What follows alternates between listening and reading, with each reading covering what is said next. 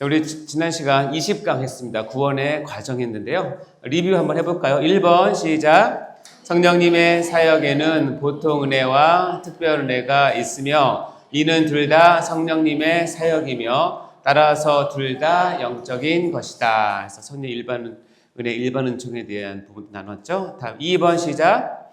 구원의 과정은 한 빚대자의 일생이며 진짜 그리스도인은 반드시 이 과정을 거치게 된다. 따라서 신앙에는 과정이 매우 중요하다. 그래서 이 과정을 배웠는데요. 이 과정을 배우는 이유가 3번 있습니다. 시작. 구원의 과정을 이해하고 바로 아는 것은 우리가 하나님의 마음과 뜻을 헤아리는데 매우 중요한 근거가 되는 것이다. 이 9가지 과정 한번 읽어볼까요? 시작. 소명, 중생, 회심, 신앙, 징의, 수양, 성화, 견인, 영화. 여러분 눈 감아보세요. 한번 해볼까요? 자, 모르면 실눈 떠도 됩니다. 시작. 소명, 중생, 회심, 신앙, 징의, 수양, 성화, 견인, 영화. 지금 모두도 걱정하지 마십시오. 7번 계속 반복할 거니까. 자, 이거 간단하게 어떻게 얘기하죠? 시작. 소중, 회신, 칭수성, 견영. 이렇게 외웁니다. 여러분 나중에 혹시 강도서 시험 볼 때 외워서 쓰시기 바라요. 자, 우리가 지금 7개의 주제 가운데 어디를 하고 있어요? 구원론에 들어가고 있습니다. 구원론은 다른 말로 뭐라고 한다? 성령론이라고 합니다. 자, 우리가 7개의 주제 가운데 오늘은 소명과 중생을 하는데 실은 이 소명 따로 중생 따로 해야 시간이 맞는데 오늘은 이 소명 중생 같이 하기 때문에 제가 말이 좀 빨라집니다. 그러니까 여러분은 귀를 바짝 여시고 깜빡 졸면 심리 갑니다. 아시죠? 졸면 안 돼요. 오늘 소명과 중생 합니다. 잠깐 리뷰를 보자면 우리 인체가 여러 장기가 유기적으로 하나 돼서 하나의 인격적인 한 사람, 한 신체를 만드는 것이 우리에게 아주 익숙한 일이에요. 여러분 몸이 다 그렇게 돼 있잖아요. 자, 구원을 할 때, 구원이라는 것을 이해할 때 이렇게 단순한 개념, 그 단발적인 개념으로 이해하시면 실수하기가 쉽습니다. 우리 구원도 마치 우리 인체와 마찬가지로 구원의 여러 측면이 모여서 유기적으로 하나가 돼서 하나님께서 우리에게 주시는 최고의 선물, 최고의 은혜인 구원을 주시는 것이기 때문에 구원은 한마디로 말하면 종합예술과 같고 오케스트라와 같고 그러니까 한 면으로 설명하기가 어렵습니다. 그렇기 때문에 구원은 여러 측면에 우리에게 주신 것이구나. 그런데 각각 하나하나가 정말 근거와 옥조와 같이 중요한 내용들이에요. 이것이 여러분의 삶 가운데, 신앙 가운데 이런 측면에서 내가 구원을 이렇게 받고 누리고 있구나 하는 것을 아는 시간이 이제 구원론을 배우는 목적이기도 합니다. 그 중에 하나가 우리가 구원을 시간에 따라서 과거적 구원, 현재적 구원, 미래적 구원으로 한다고 말씀드렸잖아요. 오늘 배우는 소명과 중생은 셋 중에 어디일까요? 예, 과거적 구원이라고 돼 있죠. 글씨는 다 읽을 줄 아시죠? 과거적 구원. 내가 과거에 어떻게 소명받고 어떻게 중생했는지를 내가 받은 구원을 다시 돌이키면서 말씀으로 다시 확인하는 시간을 보시면 돼요. 그래서 오늘 소명과 중생은 여기에 해당된다. 자, 여러분 지난 시간에 제가 열차를 2번 태워드렸습니다. 기억나십니까? 하늘은 목회적 관점에서 열차, 나는 구원 열차 올라타고서 갔잖아요.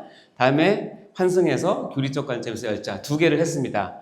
목회적 관점에도 9개가 있었고 교리적 관점에도 이렇게 9개 내용이 있었는데, 자, 목회적 관점이란 거 한마디로 얘기하면 우리가 신앙생활과 교회 생활을 하면서 저나 여러분이 나의 구원을 이런 순서대로 느꼈을 것이다 라고 하는 그런 보편적인 이야기예요. 어떻게 보면 좀 더 우리가 이해하기 쉬운 거고, 교리적 관점은 그것을 좀 더 학문적으로 표현한 건데, 일단 목회적 관점이라고 한다면 죄인으로 모두 누구나 죄인으로부터 시작한다고 얘기했잖아요. 한번 읽어볼까요? 시작. 죄인, 영적 각성, 회심, 구원 누림, 열정, 헌신, 성화, 열매, 영화. 이런 과정으로 한 성도가, 한 신자가 교회에 전도되고 와서 하나님 앞에 부름받을 때까지 보통 이런 그 순서로, 이런 관점으로 구원을 이제 접하게 된다. 그런 얘기입니다.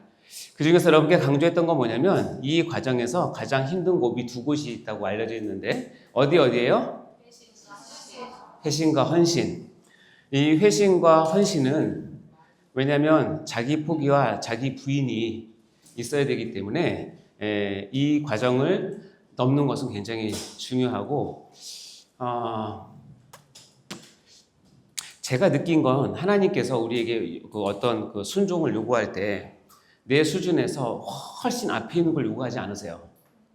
왜냐면 내가 순종할 수 있는 범위 내에서 한 8알 내지 9알 정도, 그러니까 순종하면 좀 벅차다 싶을 정도 거기까지 딱 보여주세요. 그리고 그 순종을 내가 넘었을 때 그 다음 단계에서 또 다른 순종을 또 요구를 하세요. 이렇게 함으로 내가 하나님께 더 가까이 나가게 되거든요. 근데 내 앞에 있는 한 8알과 9알 정도 되는 그 부분을 넘어가지 못하면 하나님께서는 계속 기다리십니다. 이렇게. 여러분 컴퓨터 열었다가 뭐 잘못되면 계속 돌죠. 여러분 계속 돌면 그 도는 컴퓨터 갖고 여러분 작업을 할 수 있어요, 없어요?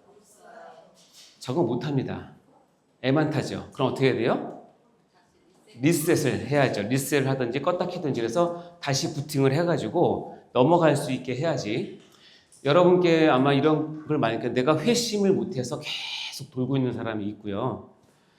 결정적인 헌신, 여기서 헌신은 우리가 재정적인 헌신뿐만 아니라 여러분의 비전, 여러분의 계획, 여러분의 재정, 여러분의 꿈, 또 여러분의 시간, 여러분의 체력 이런 것들을 요구하실 때가 있거든요.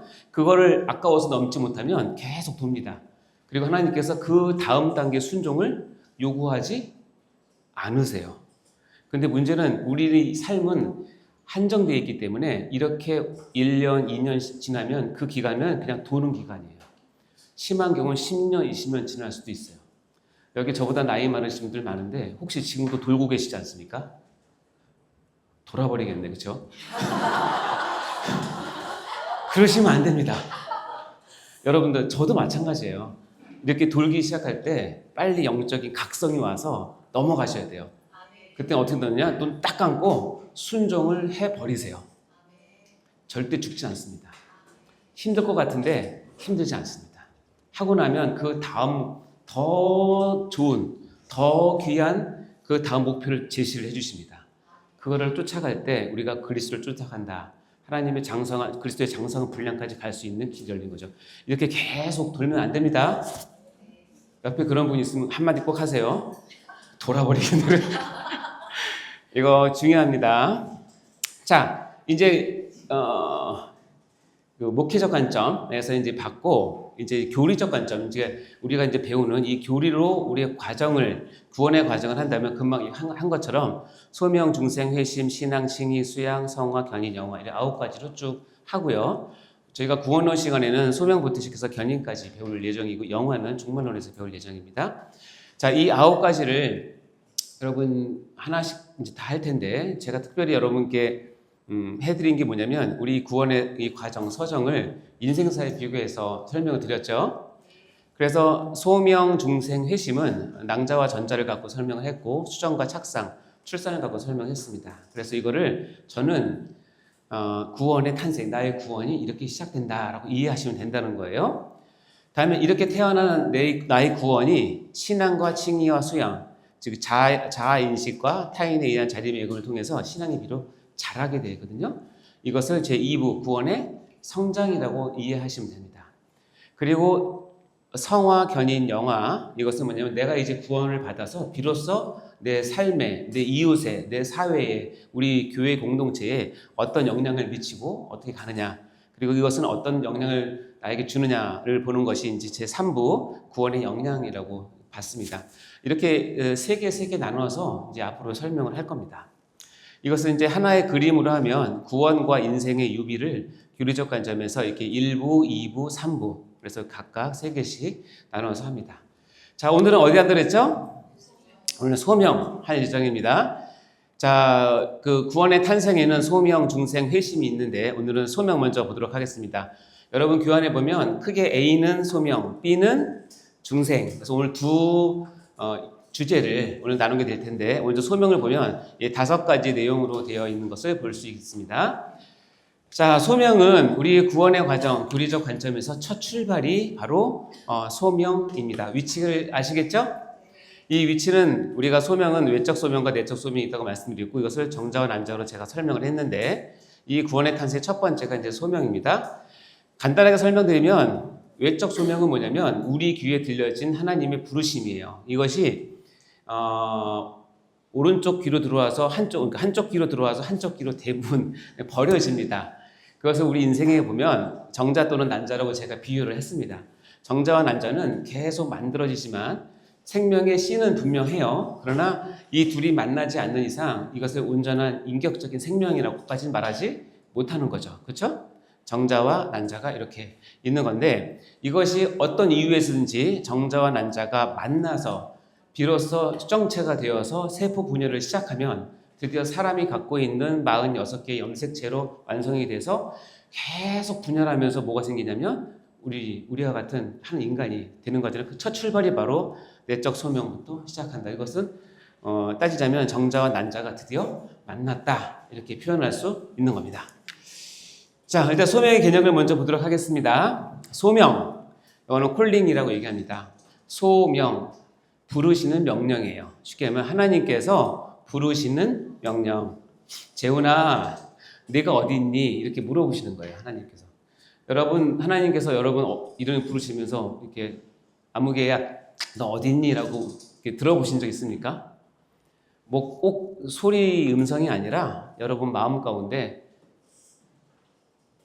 누가 나 부른다 이렇게 느껴지는 거예요. 내 안에서 나오는 것이 아니라 내 밖에서 누군가 나를 부른다라고 하는 것이 느껴질 때 그것을 소명이라고 얘기를 해요. 그래서 성경에는 오늘도 엘리야 얘기도 말씀하셨지만 엘리야도 엘리야야 네가 어딨냐 물어보시잖아요. 하나님이 우리 인간에게 대하는 첫 번째 질문은 뭐냐면 이거예요. 자, 창세기 3장 9절 읽어볼까요? 시작. 여호와 하나님이 아담을 부르시며 그에게 있을 때 내가 어디 있느냐. 이 내가 어디 있냐라는 이것은 철학적인 질문이기도 하죠. 존재 자체를 물어보이는 것도 하고 사명을 물어보이는 것도 하고 네가 지금 어디에 정신 팔고 있니? 이렇게 물어보는 거기도 하죠. 하여튼 이 소명은 실은 우리 구원의 첫 출발을 소명부터 시작을 하지만 우리가 매번 매 순간마다 하나님의 부르심을 듣습니다. 아까 저는 삥삥삥 돌 때 기다리다 안 되면 재훈아 나 어지럽다 그만둬라 이렇게 얘기하십니다. 이게 소명이에요. 부르는 명령이에요. 부르는 거예요.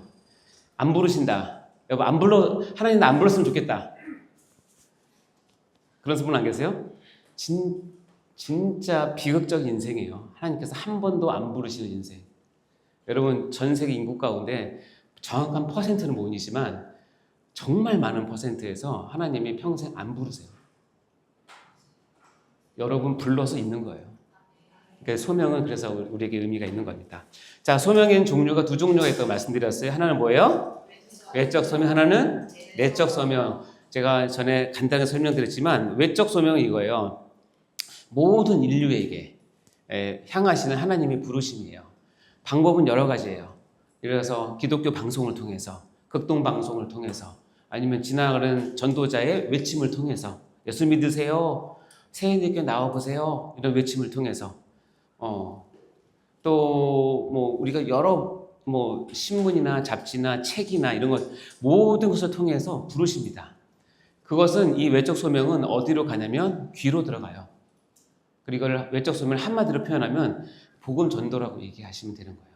이 복음 전도는 그래서 외적 소명을 하나님께서 하시게 되는 이유는 뭐냐면 이 외적 소명은 하나님께서 우리에게 명하신 명령이에요.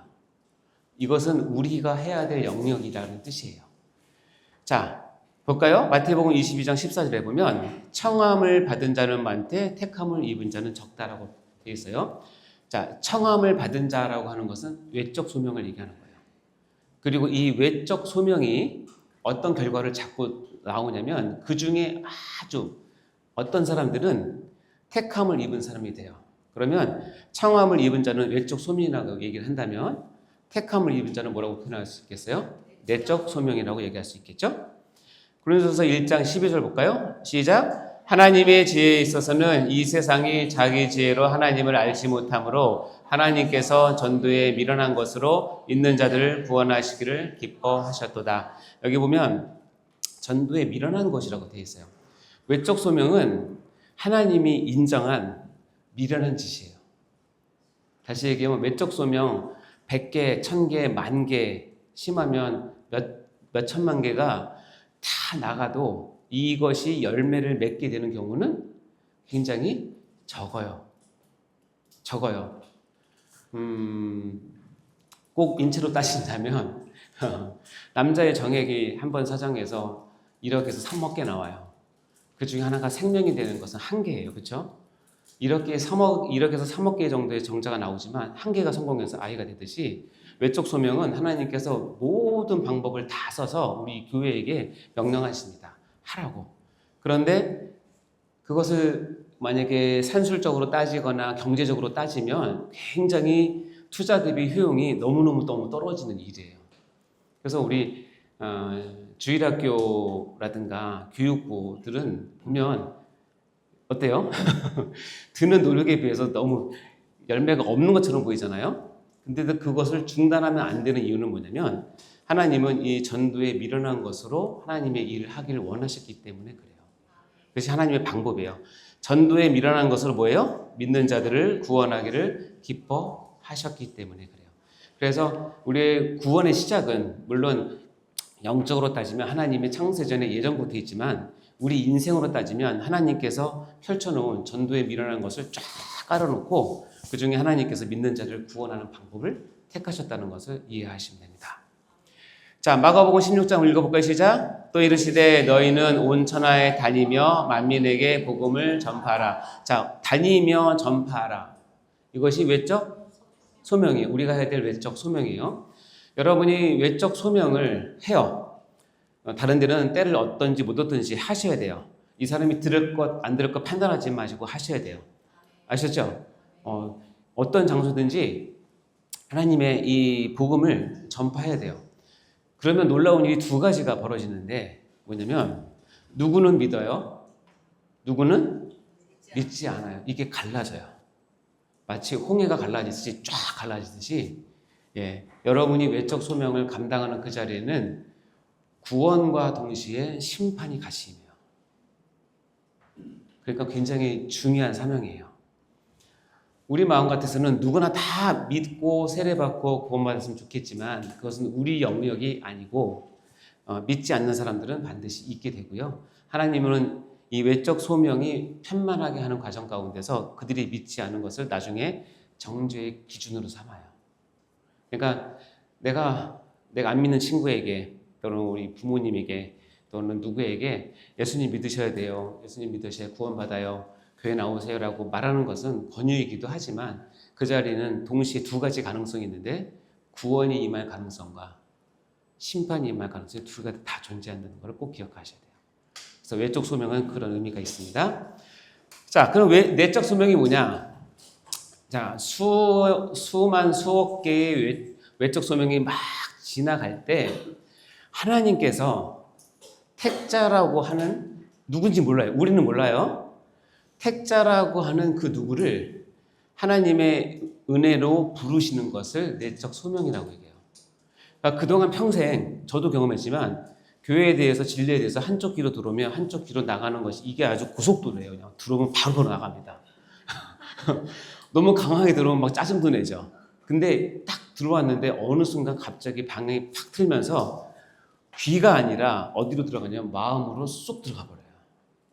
와, 이건 정말 기적과 같은 일이고 놀라운 일이에요. 근데 그 언젠지 몰라요. 저 사람은 절대 예수 믿을 사람이 아니야. 그런 사람들도 외적 소명을 듣는 가운데 방향만 하나님 딱 틀어주시면 그 마음으로 하나님의 부르심이 쏙 들어가서 아까 같이 아무개야 너 어디 있니? 그 얘기를 딱 듣는 순간 정신이 번쩍 나는 거죠. 사도 바울이 그랬던 것처럼 당신 누구십니까? 난 네가 핍박하는 예수다. 그럼 뭐라 했을 것 같아 바울이? 어머나 그랬을 거 아니에요? 몰라요. 외적 소명만 있으면 몰라요. 근데 내적 소명으로 오면 마음으로 들어와서 드디어 내가 누구인지를 나를 부르시는 그 소리를 듣게 되고 그래서 이 외적 소명 가운데 있어서 듣게 하시는 것이 한 방법이세요. 그래서 내적 소명은 하나님께서 하시는 결정적인 역할을 하시는데 우리의 마음을 두고 하시거든요. 에스겔에 보면 이렇게 나옵니다. 내가 새 영을, 뭐냐면 성령이에요. 내적 소명을 주관하시는 분 누구는 성령이 하세요. 성령이 두고 새 마음을 우리에게 주세요. 우리의 옛날 마음은 뭐냐면 육신에서 굳은 마음이에요. 근데 이 굳은 마음을 누가 하시냐면 성령님께서 미리 여러 상황 가운데 뭐 하시냐면 제거를 하시고 무슨 마음을 주세요? 부드러운 마음을 주세요. 제가 한번 전에 얘기했나요? 여러분 신의 악단 보셨습니까? 신의 악단 제가 3번인가 4번인가 봤는데 박교순이라고 그 장교 있잖아요. 그 장교가 어떻게 예수를 믿게 됐지? 라고 생각을 해봤어요. 찬양을 많이 해서 물론 그것도 맞아요. 또 거기 있는 사람들과 교제를 하면서 감동을 받았겠죠. 근데 결정적인 게 뭔지 아세요? 자기가 10년 동안 사귀었던 자매가 자기 눈앞에서 다른 남자의 차를 타고 떠납니다. 그럼 그때 얼마나 괴로운지 아십니까? 만약에 그렇지 않고 하나님께 그렇지 않고 그 자매가 그 장교랑 잘 얘기가 돼서 막 결혼을 준비하고 있어. 그러면 거기서 자기 가정을 포기하고 이 사람들을 퇴출시켜줘요? 자기 목숨을 버리고 복음을 이건 불가능한 일이에요. 왜냐하면 결혼을 해야 되기 때문에 가정을 가져야 되기 때문에. 근데 어떻게 하나님이 그 자매를 떠나게 하세요. 그럼 어떻게 되면 10년 동안 싸웠던 남자의 마음이 완전히 무너지는 거죠. 완전 제로 베이스가 되는 거예요. 거기에 하나님이 새 마음을 주시고 부드러운 마음을 주셔서 복음이 들어갔을 때 그게 안으로 들어오게 되는 거예요. 그러니까 이 일은 누가 하시냐면 성령님이 하세요. 여러분의 상황을 통해서 하시고 강팍한 사람들도 그런 엄청난 실현의 고통, 뭐냐면 재정의 고통, 파산의 고통, 관계 파산의 고통 이런 걸 통해서 마음을 완전히 그냥 꽉꽉 이겨가지고 부드러운 마음을 만들어서 옛날 같으면 씨도 안 먹힐 그 복음이 들어와서 내 안에 자리 잡게 하세요. 그걸 누가 하시냐면 성령님이 하시는 거예요. 그래서 내 영을 너희 속에 두어. 그래서 내적 소명은 성령님이 주관적으로 하시는 거예요. 여러분 모든 환경을 통해서. 아멘? 사도행전 2장에 보면 이렇게 나옵니다. 그들이 이 말을 듣고 그래서 전도나 교회의 성장이나 또 우리가 하는 그 모든 것들은 일단 듣고가 필요해요. 듣고 외적 소명이 항상 있어야 돼요. 그리고 듣고 그 중에 어떤 사람들은 마음이 뭐해서 찔려 이제 내적 소명으로 들어오는 단계예요. 내적 소명으로 들어오면 그 사람에게 어떤 일이 벌어지느냐? 회개하고 세례받고 죄사함을 받고 성령의 선물을 받게 되는 일이 이제 계속 이제 연달아서 이어지게 되면서 하나님의 백성으로 비로소 서게 되는 것입니다. 이해되시죠? 예, 내적 소명과 외적 소명과 내적 소명이 이렇게 됩니다. 그런 내적 소명과 외적 소명의 관계를 제가 말씀을 드릴게요. 굉장히 중요한 내용이에요. 읽어볼까요? 시작. 하나님의 부르시는 명령인 소명은 외적 소명과 내적 소명이 있으며 외적 소명이 있는 상황에서 내적 소명을 통해서 택자를 구원하시는 것이 하나님의 기뻐하시는 방법이다. 전 여기서 강조하고 싶은 건 뭐냐면 외적 소명이 있는 상황에서 내적 소명을 붙잡고 하나님께서 원래 창세전에 예정했던 택자를 구원하시는 것이 하나님의 기뻐하시는 방법이다. 뿐만 아니라 하나님의 유일하신 방법이에요. 이 방법 외에 다른 방법으로 우리를 구원하지 않으세요. 따라서 내가 구원을 얻는다라고 하는 것은 외적 소명이 있는 상황 가운데 내가 놓여졌다는 것을 의미하는 것이고 그 상황 가운데서 내적 소명, 즉 성령님의 인도하신 가운데 내가 내적 소명을 받은 것이고 그로 인해서 내가 택자로서의 완성, 구원이 완성되는 거라고 생각하시면 됩니다. 그래서 우리 교회 공동체는 이 외적 소명을 열심히 준비하셔야 됩니다. 왜? 언제든지 하나님 그 내적 소명을 하게 하기 위해서예요. 그러니까 내가 만약에 수련회를 준비한다, 선교를 준비한다, 아이들 뭘 준비한다고 했을 때 여러분 최선을 다해서 외적 소명을 하셔야 돼요. 그 외적 소명을 해야 되는 이유는 뭐냐면 하나님께서 이 방법 외에는 없기 때문에 그래요. 그러니까 외적 소명을 잘 감당하는 것이 교회의 가장 기본적인 사명이고 중요한 사명이에요. 이것이 기뻐하시는 유일한 방법이라는 것을 꼭 기억하셔야 됩니다. 아까 얘기했지만 수백, 수천, 수만, 수억의 외적 소명이 들어와서 열매 맺는 것은 정말 적어요. 여러분 전도를 해보셔도 그렇지 않습니까? 내가 만난 사람들 다 예수 믿었으면 좋겠는데 그게 되던가요? 그게? 안 되죠. 교회에 불러다 놓은 아이들도 한 100명이 모여 있어도 이 내적 소명까지 가는 아이가 많지는 않아요. 그러니까는 교회가 힘든 이유가 뭐냐면 내적 소명을 대기하고 있는 그런 사람들이 많으면 손이 많이 갑니다. 기다려줘야 되니까. 끝까지 인내하고 참고 기다려줘야 됩니다. 그러다가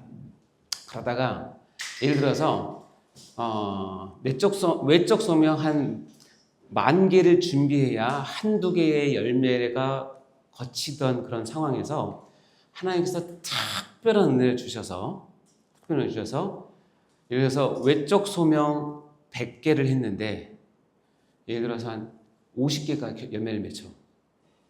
이건 엄청난 일이거든요. 그걸 뭐라고 표현하냐면 부흥이라고 얘기하는 거예요. 소명 관점에서 본 부흥은 뭐냐면 어떤 한 시대, 한 지역, 하나님께서 특별한 이유가 있으셔서 정말 외적 소명을 조금밖에 안 했는데도 불구하고 이 열매, 그 내적 소명으로 가는 비율을 갑자기 확 늘릴 때가 있어요. 평양 대부분 같은 경우. 평양시 자체가 부흥했으니까. 지금은 그게 안 되잖아요? 그럼 부흥이 없냐? 그렇지 않아요. 지금도 하나님께서 원하시는 장소, 원하시는 시대, 원하시는 그 곳에는 선교사나 전파자가 말이 어눌하고 부족하고 자료도 부족해도 그냥 한마디 외치는 것 같고 많은 열매가 맺힐 때가 있어요. 그것을 부흥이라고 얘기해요. 부흥은 그래서 하나님의 특별한 은혜고 방법이세요. 부흥은 우리 인간이 만들어내는 것이 아니에요. 내가 만들 수 있는 것이 아니라 소명 관점에서 본다면 그거예요. 내가 평소에 100개를 전해서 한 개의 열매를 맺뚱말뚱한 그런 상황인데 100개를 전했는데 50개, 60개, 70개, 80개의 열매를 맺는 것을 부흥이라고 하세요. 누가 하세요? 하나님이 하세요. 필요할 때. 제가 병원을 하잖아요. 그건 알고 계시죠?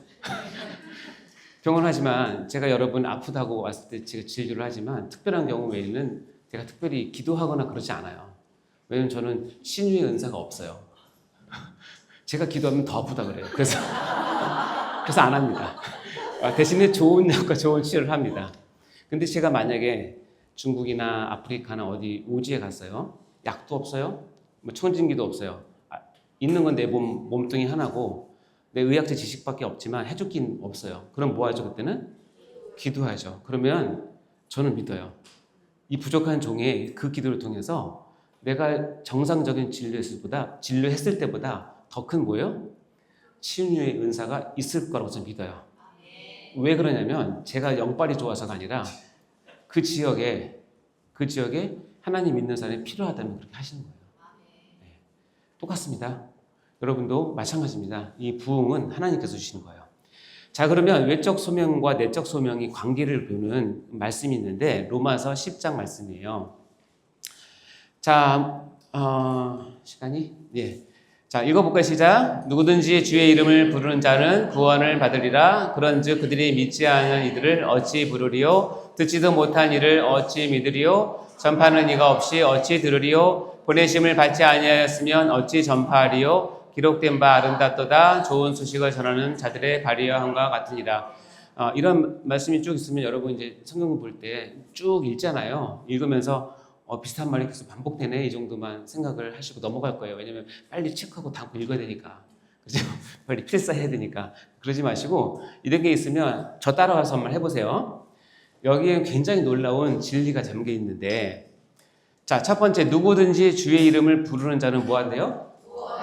예, 최종 결과가 구원을 얻는 거예요. 근데 누가 구원을 얻는데요? 주의 이름을 부르는 자는 구원을 얻는 거예요. 여기서 이름 부른다라고 하는 것은 로마서의 배경에 의하면 단순히 내가 입으로 시인한다는 정도가 아니라 나의 삶과 생과 나의 모든 것을 걸고 예수를 시인한다는 뜻이거든요. 왜냐면 잡히면 죽으니까. 그 당시는 주의 이름을 부르는 자는 구원을 얻는데요. 그런즉 믿지 아니하는 이를 어찌 부르리요? 근데 주의 이름을 부르려면 뭐 해야 된대요? 그러니까 자, 거꾸로 볼까요? 믿어야 주의 이름을 부르고 그래야 구원을 얻는다. 이해됐죠? 그 다음 듣지 못한 일을 어찌 믿으리요? 그럼 이 믿으려면 뭐 해야 된대요? 들어야 된대요. 거꾸로 가고요. 들어야 믿을 수 있고 불러야 구원을 얻는 거죠. 자, 그럼 다음 뭐예요? 전파하는 이가 없이 들으려. 이 들으려면 뭐 해야 된대요? 누가 전파하는 자가 있어야 된다는 거죠. 거꾸로 올라갈 수 있죠? 자, 그럼 다음 이 전파하는 자는 누구냐면 보내심을 받지 않으면 어찌 전파하려. 자, 누군가를 보내심을 받은 자가 입 닫고 가만히 있으면 외적 소명을 감당하지 않으면 전할 수 없어요. 근데 누군가를 내가 보내심을 받아서 내가 전파를 해요. 외적 소명을 외쳐요. 그러면 누군가가 뭐예요? 들어요. 이 외적 소명을 따라서 뭐가 되면 내적 소명이 들어가서 그 안에 열매가 맺는데 믿고 부르고 구원을 얻는 게 이어지죠. 자, 그러면 이런 과정에 있는 사람을 하나님께서 어떻게 표현하냐면 아름답도다 좋은 소식을 전하는 자들의 발이요. 즉 이 보내심을 받아서 하나님의 외적 소명을 어디든지 가서 외치는 자의 발을 하나님께서 뭐라고 얘기한다? 아름답다라고 얘기해요. 제가 대학교 3학년 때인가 4학년 때인가 우리 제 교회에서 국내 선교를 떠났어요. 그래서 국내 선교 끝나고 저녁 때 우리 팀원들이 같이 모였을 때 제가 이 말씀이 생각나서 얘들아 다 모여봐. 그래서 야 신발 다 양말 다 벗어봐. 그리고 둥그렇게 앉아서 발을 다 가운데 모으게 했어요. 그리고 이 말을 쭉 읽어줬어요. 그러면서 야 너희들의 발이 이렇게 아름답대 라고 얘기를 했어요. 얼마나 감동이 여겨. 아 그렇구나. 내가 복음을 전하러 먼 그 강원도 땅까지 온 것이 하나님 보시기 이렇게 아름답구나. 왜냐하면 이 일이 이루어지니까. 이해되시죠? 자 그러면 여기에 나와 있지 않은데 보내심을 받은 자. 그럼 누가 보낸 거예요? 이건 문맥을 알 수 있죠. 누가 보냈냐면 하나님께서 보내신 거죠. 하나님께서 부르셔서 보낸 자는 전파를 하고 외적 소명을 전하고 내적 소명으로 들어가는 자가 있으면 이 과정을 통해서 결국 구원이라는 열매를 얻어요. 따라서 우리의 구원은 누구로부터 와요? 하나님. 그렇죠. 우리의 구원은 오직 하나님께로부터 오는 거예요. 우리가 믿음이 연약할 때는 내가 이름을 불러주니까 구원받는다고 생각해요. 알미니안 계통은 내가 믿어주니까 내가 구원받다고 생각하는 거예요. 아니에요. 내가 들어주니까 아니면 선교사가 왔으니까 선교사가 보내심을 받았으니까 이것은 과정일 뿐이지 그 영적인 내면은 뭐예요? 누가 보냈어요? 하나님께서 보내셔서 이 일에 순종하는 자들을 통해서 누군가의 구원을 이루신 거예요. 그래서 누군가의 구원은 오직 하나님께로부터 온 것이에요. 여러분이 지금 구원받았다고 한다면 하나님께로부터 왔는데 여러분이 하나님께서 왔다는 것을 착각하거나 오해해서 내가 꿈속에서 하나님으로부터 직통 계시를 받고 하나님이 나를 이렇게 그게 아니에요. 이 과정은 굉장히 치열한 과정이에요. 영적인 전쟁 과정이고 사단은 이 과정을 막으려고 늘 얘기하는 것이고 이렇게 보냄을 받지만 가서 말하지는 마라. 이렇게 얘기할 수도 있고 들었지만 너 딴 생각해야 된다. 너 믿지 마. 믿으면 너 그동안 모은 재산 다 날린다. 이렇게 할 수도 있고 온갖 방법으로 이 과정을 못 걷게 하는 거예요. 그러나 이 과정은 구속사에도 그다음에 교회의 역사에도 개인의 역사에도 이것은 굉장히 치열한 과정이에요. 결론은 뭐냐? 하나님으로부터 우리가 구원을 얻는다는 뜻입니다. 아멘? 이 중에서 우리는 가장 중요한 단계를 어디로 꼽냐면 믿어야를 꼽는 거예요. 왜냐하면 이 보내심을 받은 자들로 믿어야로 가는 것이고 이 구원은 이 믿어야부터 출발하기 때문에 그렇습니다. 그래서 이 믿음이 중요하다. 자, 그래서 고린도후서 1장 9절 읽어볼까요? 시작. 하나님이 우리를 구원하사 거룩하신 소명으로 부르심은 우리의 행위대로 하심이 아니요 오직 자기의 뜻과 영원 전부터 그리스도 예수 안에서 우리에게 주신 은혜대로 하심이라. 여기 기가 막힌 표현이 있어요. 하나님이 우리를 구원하사 거룩하신 무엇으로? 소명으로 우리를 부르심은 우리의 뭐가 아니다? 행위대로 한 것이 아니에요. 오직 자기의 뜻과 영원 전부터 그리스도 예수 안에서 우리에게 주신 은혜대로 되었다. 그래서 우리 모든 구원은 소명으로부터 시작되는데 하나님의 뜻과 은혜로부터 시작되었다라는 것을 우리가 알 수 있죠. 이 과정에서 외적 소명과 내적 소명이 우리가 주어지는 내용입니다. 자, 그러면 여기서 중요한 거는 그래도 뭐니 해도 내적 소명이니까 내적 소명의 특징이 있어요. 내적 소명의 특징은 다시 얘기하면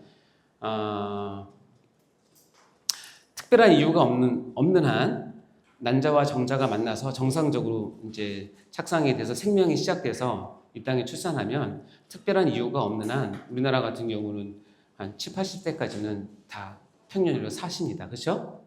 그러니까 뭐냐면 이렇게 얘기하면 돼요. 이 내적 소명의 특징이 뭐냐면 생명이 되면은 이 생명이 시작된 것은 어떤 특징이냐라는 뜻이에요. 자, 여기 보면 내적 소명의 특징이 5가지가 있어요. 자, 내적 소명의 첫 번째 특징은 뭐냐면 확실히 구원을 받게 돼요. 내적 소명이 확실하면 그는 구원은 쉬운 말로 따놓은 당상이라고 표현해야 되나? 내가 내적 소명을 구원받고 천국 갈 때까지 나중에 견인이라고 하는 우리 은혜, 교리를 배울 때 하나님께서 어떻게 우리를 이끄시는지를 배우게 됩니다. 어쨌든 내적 소명이 확실하면 구원은 확실하다. 그리고 이 내적 소명은 조건 없이 부르신다. 부르시고 나서 후회가 없고 변화도 없고 취소되지 않는다. 말씀을 통해서 즉 외적 소명에 의해서 내적 소명이 주어진다. 전 삶의 영역에서 전 인격적으로 적용된다는 것이 내적 소명의 특징입니다. 하나씩 잠깐 볼까요?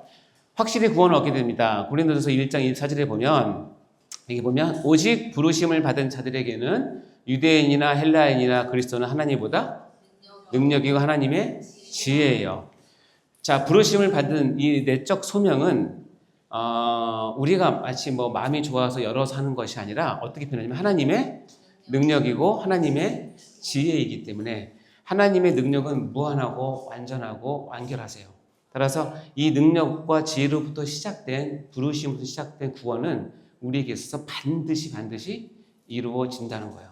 나중에 배우겠지만 우리 구원의 확신은 내가 예수님을 세게 잘 깊이 믿어서부터 나오는 것이 아니라 하나님께서 부르시는 그분의 능력과 지혜가 나를 끝까지 인도하시겠다고 하신 약속 가운데 있는 거예요. 따라서 구원의 확신은 나로부터 오는 것이 아니라 누구부터 온다? 하나님과 그 말씀을 신뢰하면서 오는 것입니다. 자, 사도행 13장에 보면 이렇게 됐습니다. 주께서 이같이 우리에게 명하시되 내가 너를 이방의 빛으로 삼아 너로 땅끝까지 구원하게 하리라 하셨느니라 하니 하면서 이제 사도 바울이 이방인들에게 설교를 합니다. 딱 설교를 했더니 이 이방들이 듣고 자, 외적 소명이 왔어요. 기뻐했어요. 꺾였어요. 이제 안으로 들어왔어요. 마음으로 하나님의 말씀을 찬송했어요. 이 과정을 딱 보면 이방인이 드디어 복음을 듣고 구원을 얻게 되는구나. 예수를 믿었구나 라고 했는데 그 다음 말이 중요한데 뭐냐면 영생을 주시기로 작정된 자는 다 믿더라고 되어 있어요. 근데 우리는 어떻게 표현한 게 맞냐면 이방들이 듣고 기뻐해서 하나님의 말씀을 찬송했으니 이렇게 그들이 믿었기 때문에 영생을 받았네요 라고 설명하는 것이 우리 논리에 맞아요. 틀린 말은 아니지만 우리가 이해하는 논리는 맞아요. 근데 성경은 어떻게 표현하냐면 영생을 주시기로 작정된 자가 다 믿었다는 거예요. 그럼 영생을 주시기로 작정된 자를 그 자리에 있었죠? 그리고 외적 소명이 왔죠? 원래 외적 소명은 얘기했지만 상당히 낮은 퍼센트로 열매를 맺는데 이때는 부흥이 임한 때예요. 그러니까 이방인들이 다 듣고 영생을 주시기로 작정된 사람들이 다 모였기 때문에 하나님께서 다 믿게 해주셨어요. 이것이 우리가 구원을 설명할 방법입니다. 그래서 이 말을 헬라어로 직역을 하면 이렇게 됩니다. 그들은 믿었고 그들은 모두 영생에 이르도록 작정된 자였더라. 이게 성경의 증언이에요. 우리 눈에는 그렇게 보이면 됩니다. 내가 설교를 잘해서 여러분이 은혜 받고 여러분이 믿고 그렇게 하면 목사님 나도 기분 좋고 어디 가서 어깨에 뽕도 들어가고 그럴 거 아니에요? 근데 여러분 그런 바보가 없어요. 그러시면 안 돼요. 그러면 그들은 믿었는데 왜 믿었느냐? 왜 은혜 받았냐면 영생에 이르도록 작정된 자였기 때문에 그렇게 됐다라는 것이 성경의 증언입니다. 따라서 하나님의 이 내적 소명의 특징은 뭐냐면 내적 소명이 이루어지는 한 영혼은 반드시 한 사람도 빠짐없이 놓치지 않고 구원에 결국은 이른다. 이것이 성경입니다. 아멘? 여러분이 그 은혜를 많이 받으시기 바라요. 자, 두 번째는 조건 없이 부르세요. 내적 소명은 제가 만약에 영적인 CEO라면 내적 소명을 주고 싶은 사람들이 있어요. 일단 통장에 잔고가 많은 사람. 교회에 왔을 때 외모가 특출나신 분, 또 건강하신 분, 일할 때 힘쓰실 분들, 이런 분들을 골라서 주고 싶어요. 왜냐면 교회를 경영하고 싶으니까. 그건 제 어리석은 생각이고, 하나님은 내적 소명을 조건 없이 부르세요. 조건 없이 불렀기 때문에 저와 여러분이 여기 있는 거야. 하나님 조건을 따졌으면 여기 올 사람 아무도 없어요. 예. 제가 얘기했잖아요. 전 미국 본토 한 번도 안 가봤다니까요. 근데 하나님 만약에 하버드 이상 나온 사람만 부른다 그러면 자신 있는 분 들어보세요. 없죠. 통장 잔고 그냥 단촐하게 한 100억 이상 있는 분 들어보세요. 너무 단뜻해서 없나요? 네. 저는 마이너스는 왔잖아요, 이렇게. 조건 없이 부르세요. 이게 엄청나게 큰 은혜예요. 보면 고린도 교회 이렇게 얘기합니다. 형제들아 너희 부르심을 봐라 하면서 우리 얘기를 하는 거예요. 우리가 지금 고린도 교회 있는 사람들 같아요. 육체를 따라 지혜로운 자가 많지 않으면 보니까 지루한 사람 별로 없는 것 같아요. 능한 자가 많지 않아요. 문벌 좋은 자가 많지 않아요. 그러나 하나님께서 세상에 미련한 것들 다 밀어내요. 근데 그걸 누구예요? 택했어요. 이유는 뭔지 아세요? 지혜 있는 자를 부끄럽게 하시라고. 이 반전의 은혜가 있어요. 반전의 하나님이 계획이 있으신 거예요. 여러분이 예수를 잘 믿고 했을 때 여러분 아는 사람들이 제가 예수를 믿어? 야, 하나님 살아계시네. 이렇게 나온 거죠. 세상에 약한 것들을 보여서 택해서 강한 것들을 부끄럽게 하시는 거예요. 세상에 천한 것들과 멸시받은 것들과 없는 것들을 보여서 택해서 있는 것들을 폐하려 하셔요. 그렇다고 해서 이거를 자꾸 오해를 해서 약한 사람만 구원받고 천한 사람 그렇게 생각하시면 정말 곤란해요. 그건 아니에요. 하나님 입장에서 보면 다 약하고 다 천하고 다 문벌 없고 다 그렇습니다. 그렇지 않습니까? 상대적인 걸 얘기하는 게 아니에요. 근데 그 본심이 있어요. 하나님의 본심. 밑에 읽어봐 시작. 이는 아무 육체도 하나님 앞에서 자랑하지 못하게 하려 합니다. 하나님이 불러서 구원했을 때 하나님께서 아주 보기 싫은 꼴불견이 하나 있는데 뭐냐면 내가 구원받았다고 자랑하는 거예요. 뭐 때문에? 나의 어떤 조건 때문에, 나의 미모 때문에, 나의 능력 때문에, 또 내가 열심히 순종해서 새벽 기도를 잘했더니 이렇게 하는 것은 하나님께서 원치 않으세요. 싫어하세요. 하나님 앞에서 자랑하지 못하게 하시려고 하나님께서 조건 없이 부르세요. 그 은혜가 지금 우리에게 있는 거라고 생각하시면 됩니다. 따라서 우리의 내적 소명을 받음은 하나님의 절대 주권에 속하게 있어서 우리가 판단하거나 그렇게 할 필요도 없고 어때 저런 사람이 오지? 그렇게 말할 필요도 없어요. 그것은 하나님께서 하십니다. 그리고 세 번째 특징이 뭐냐면 후회가 없으시고 변화되지 않고 수도되지 않는 거예요. 하나님께서 나를 부르시고 나서 내일 새벽에 제가 새벽 기도 나왔는데 하나님이 저에게 나타나셨어요. 야, 이재원 목사, 네, 너 그동안 수고 많았다. 네? 그래서 야, 내가 너 처음 불렀을 때는 너 정말 순수하고 착하고 믿음도 좋고 나만 사랑하고 그러더니 더 많이 변했더라. 그럼 제가 거기다 대고 무슨 말을 하겠어요? 유구무원이죠. 그래서 오늘부로 너랑 나랑 관계 끊자. 내가 너 소명 주고 부른 거 내가 정말 후회하거든? 그럼 하나님이 에이 재수없어 떠나셨어요. 그래서 내가 새벽에 깼어요. 아침밥 먹을 기분이 있겠어요? 출근할 기분이 있겠어요? 여러분이 계획했던 적금이 나오는 거 기대가 되겠습니까? 여행 갈 기분이 나겠어요? 하나님 나랑 관계 끊자 그랬다니까. 내가 널 부른 걸 후회해. 너 변했으니까 취소할 거야. 이렇게 말하시면 전 그다음부터 살 자신이 없어요. 근데 그렇게 아휴, 그렇게 할 수 있죠. 너 많이 변했더라, 지금 이재용 목사. 너 처음과 달라. 하지만 내가 더 한번 기다려 줄게. 회개하고 돌이켜야지. 그렇게 하면 안 된다. 이렇게 해주시지. 아, 손 털자. 너랑 나랑 이제 절연이다.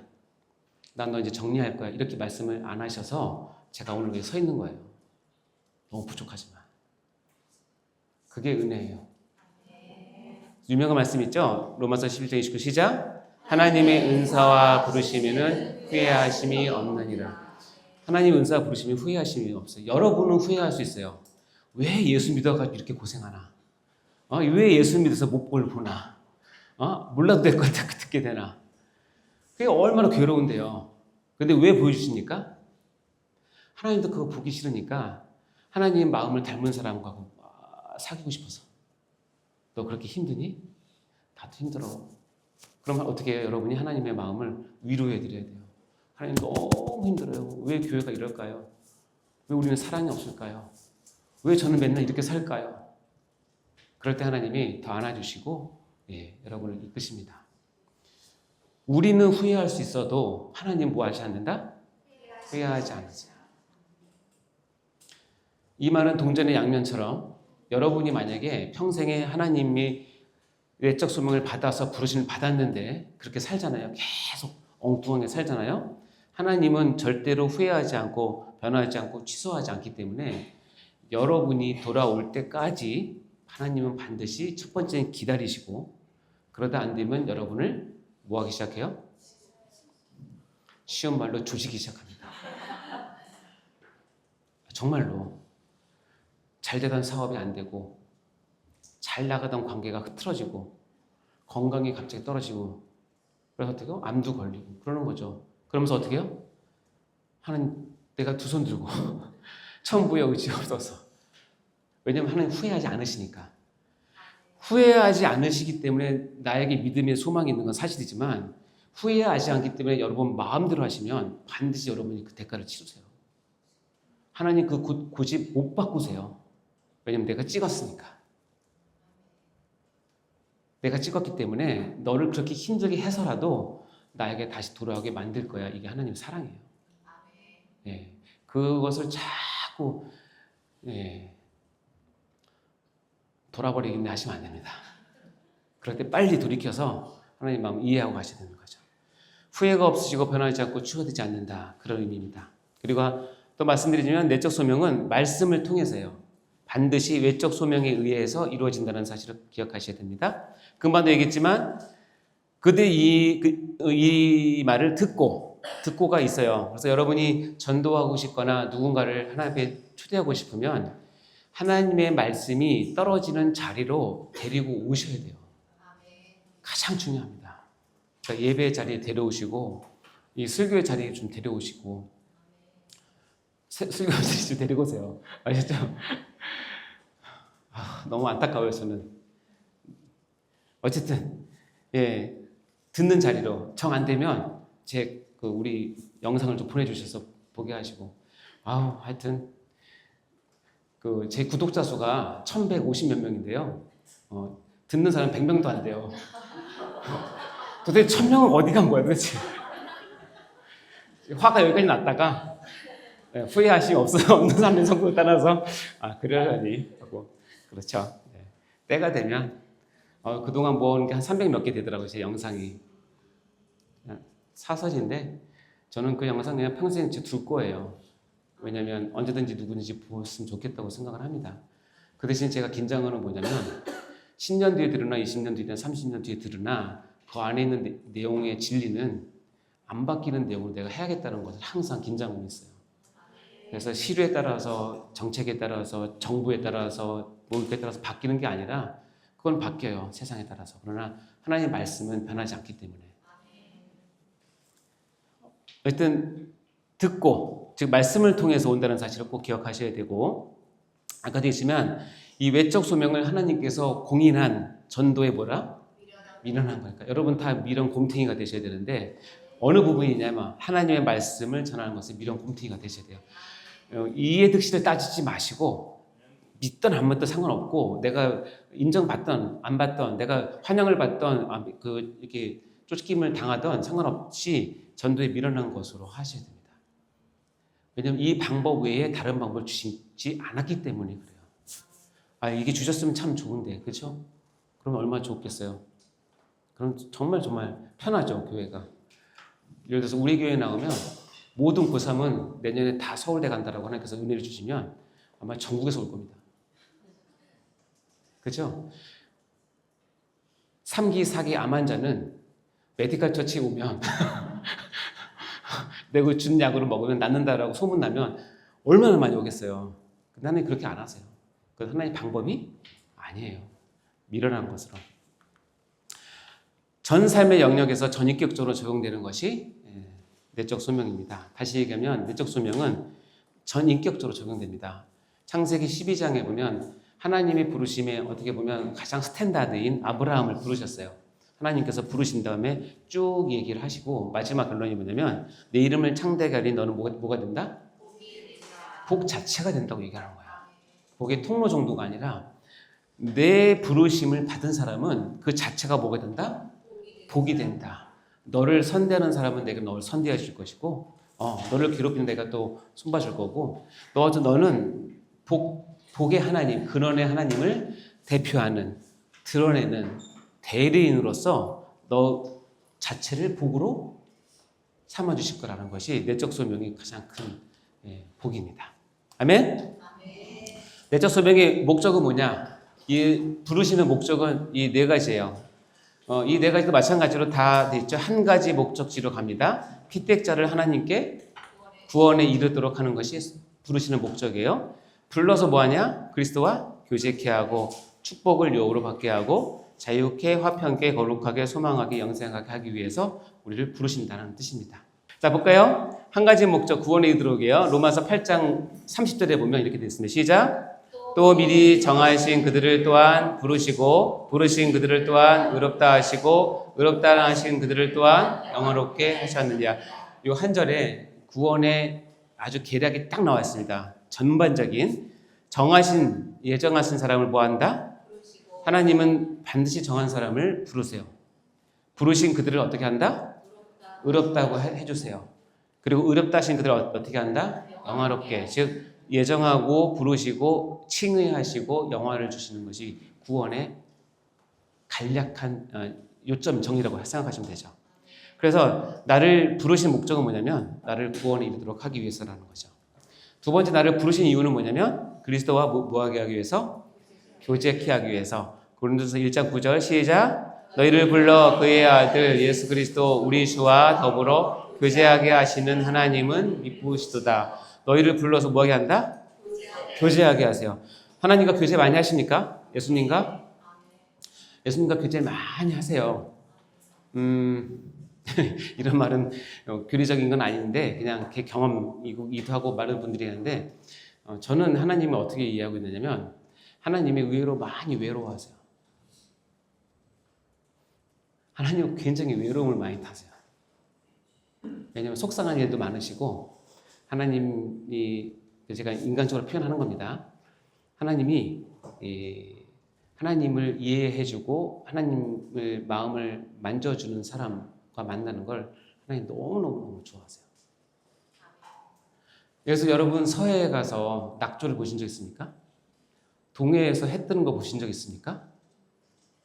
보셨죠 다? 뭐 사진 찍기 바쁘잖아요. 그렇잖아요. 너무 멋있지 않습니까? 그때 한마디 하세요. 낙조를 보면서 진짜 그 마음을 따뜻하게 하는 그 장면을 보면서 예수님 이 낙조 이거 누가 만든 거야? 정말 멋있네요 예수님. 그럼 예수님 뭐라고 하는지 아세요? 본인이 만든 건데도 아휴 뭐 그거 그러냐 괜찮냐? 이렇게 물어보시는 거죠. 그때 하나님 하시죠. 예수님 진짜 짱.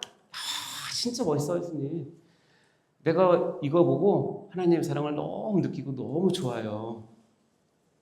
그때 예수님 마음을 편하게 하시면서 저를 보시면서 씩 웃으세요.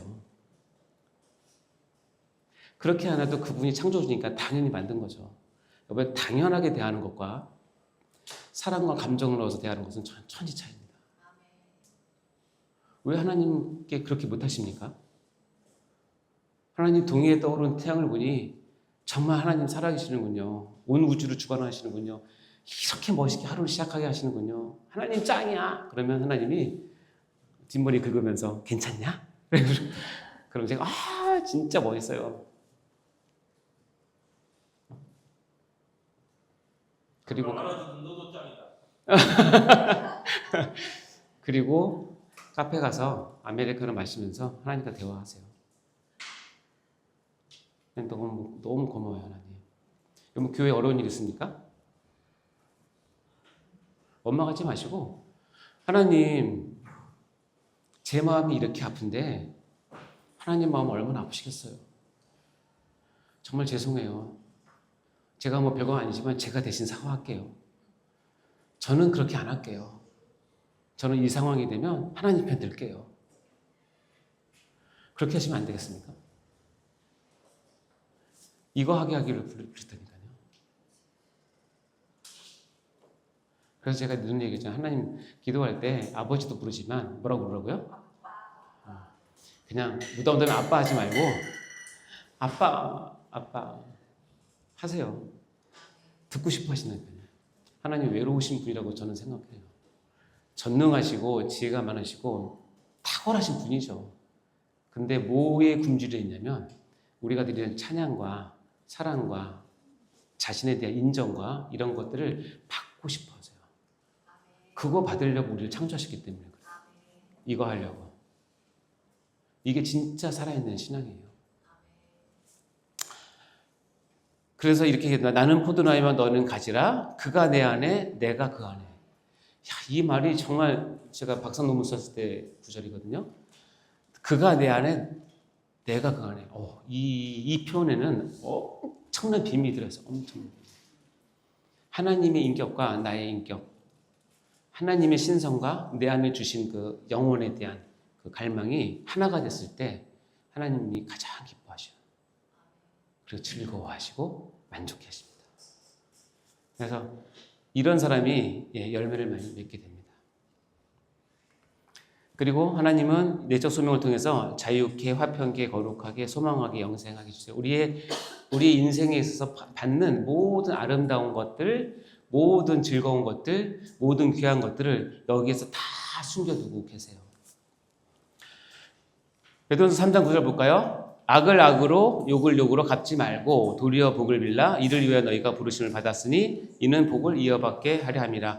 자, 너희가 부르심을 받은 목적을 또 하나 있는데 뭐예요? 복을 이어받게. 내가 복 주고 싶어 널 불렀다는 거예요. 어떻게? 내가 복의 근원이거든. 내가 복이 진짜 많거든. 그러니까 어떻게? 내가 너희를 불러서 내가 갖고 있는 복을 너희 좀 누려보렴 하고 너희들 주고 싶다는 거예요. 그렇게 그거 주려고 우리를 불렀다는 거예요. 아멘? 복 많이 받으시기 바래요. 근데 악을 악으로 욕을 욕으로 갚지 말아야 돼요. 그 복을 받으려면 악을 악으로 욕을 욕으로 갚으면 복을 받을 자격이? 그러니까 여러분이 왜 복을 못 받느냐?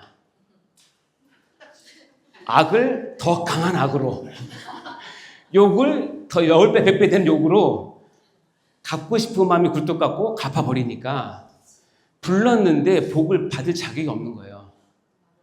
하나님이 복을 받으려면 어떻게 되냐면 내가 내 눈에 보는 악을 악으로 갚지 않고 누구에게 맡겨요? 아버지께 맡겨요. 하나님께. 욕을 받았어요. 되치지 않고 어떻게 해요? 하나님께 맡겨요. 하나님께서 그것을 받고 나에게 복을 이어받게 해주시는 거예요. 따라서 크리스찬은, 신앙인은 절대 복수하시면 안 돼요. 구약부터 시작해서 신약까지 계속 얘기하세요. 복수는, 우리 영화 제목 있죠? 복수는 나의 것이라는 영화 아십니까?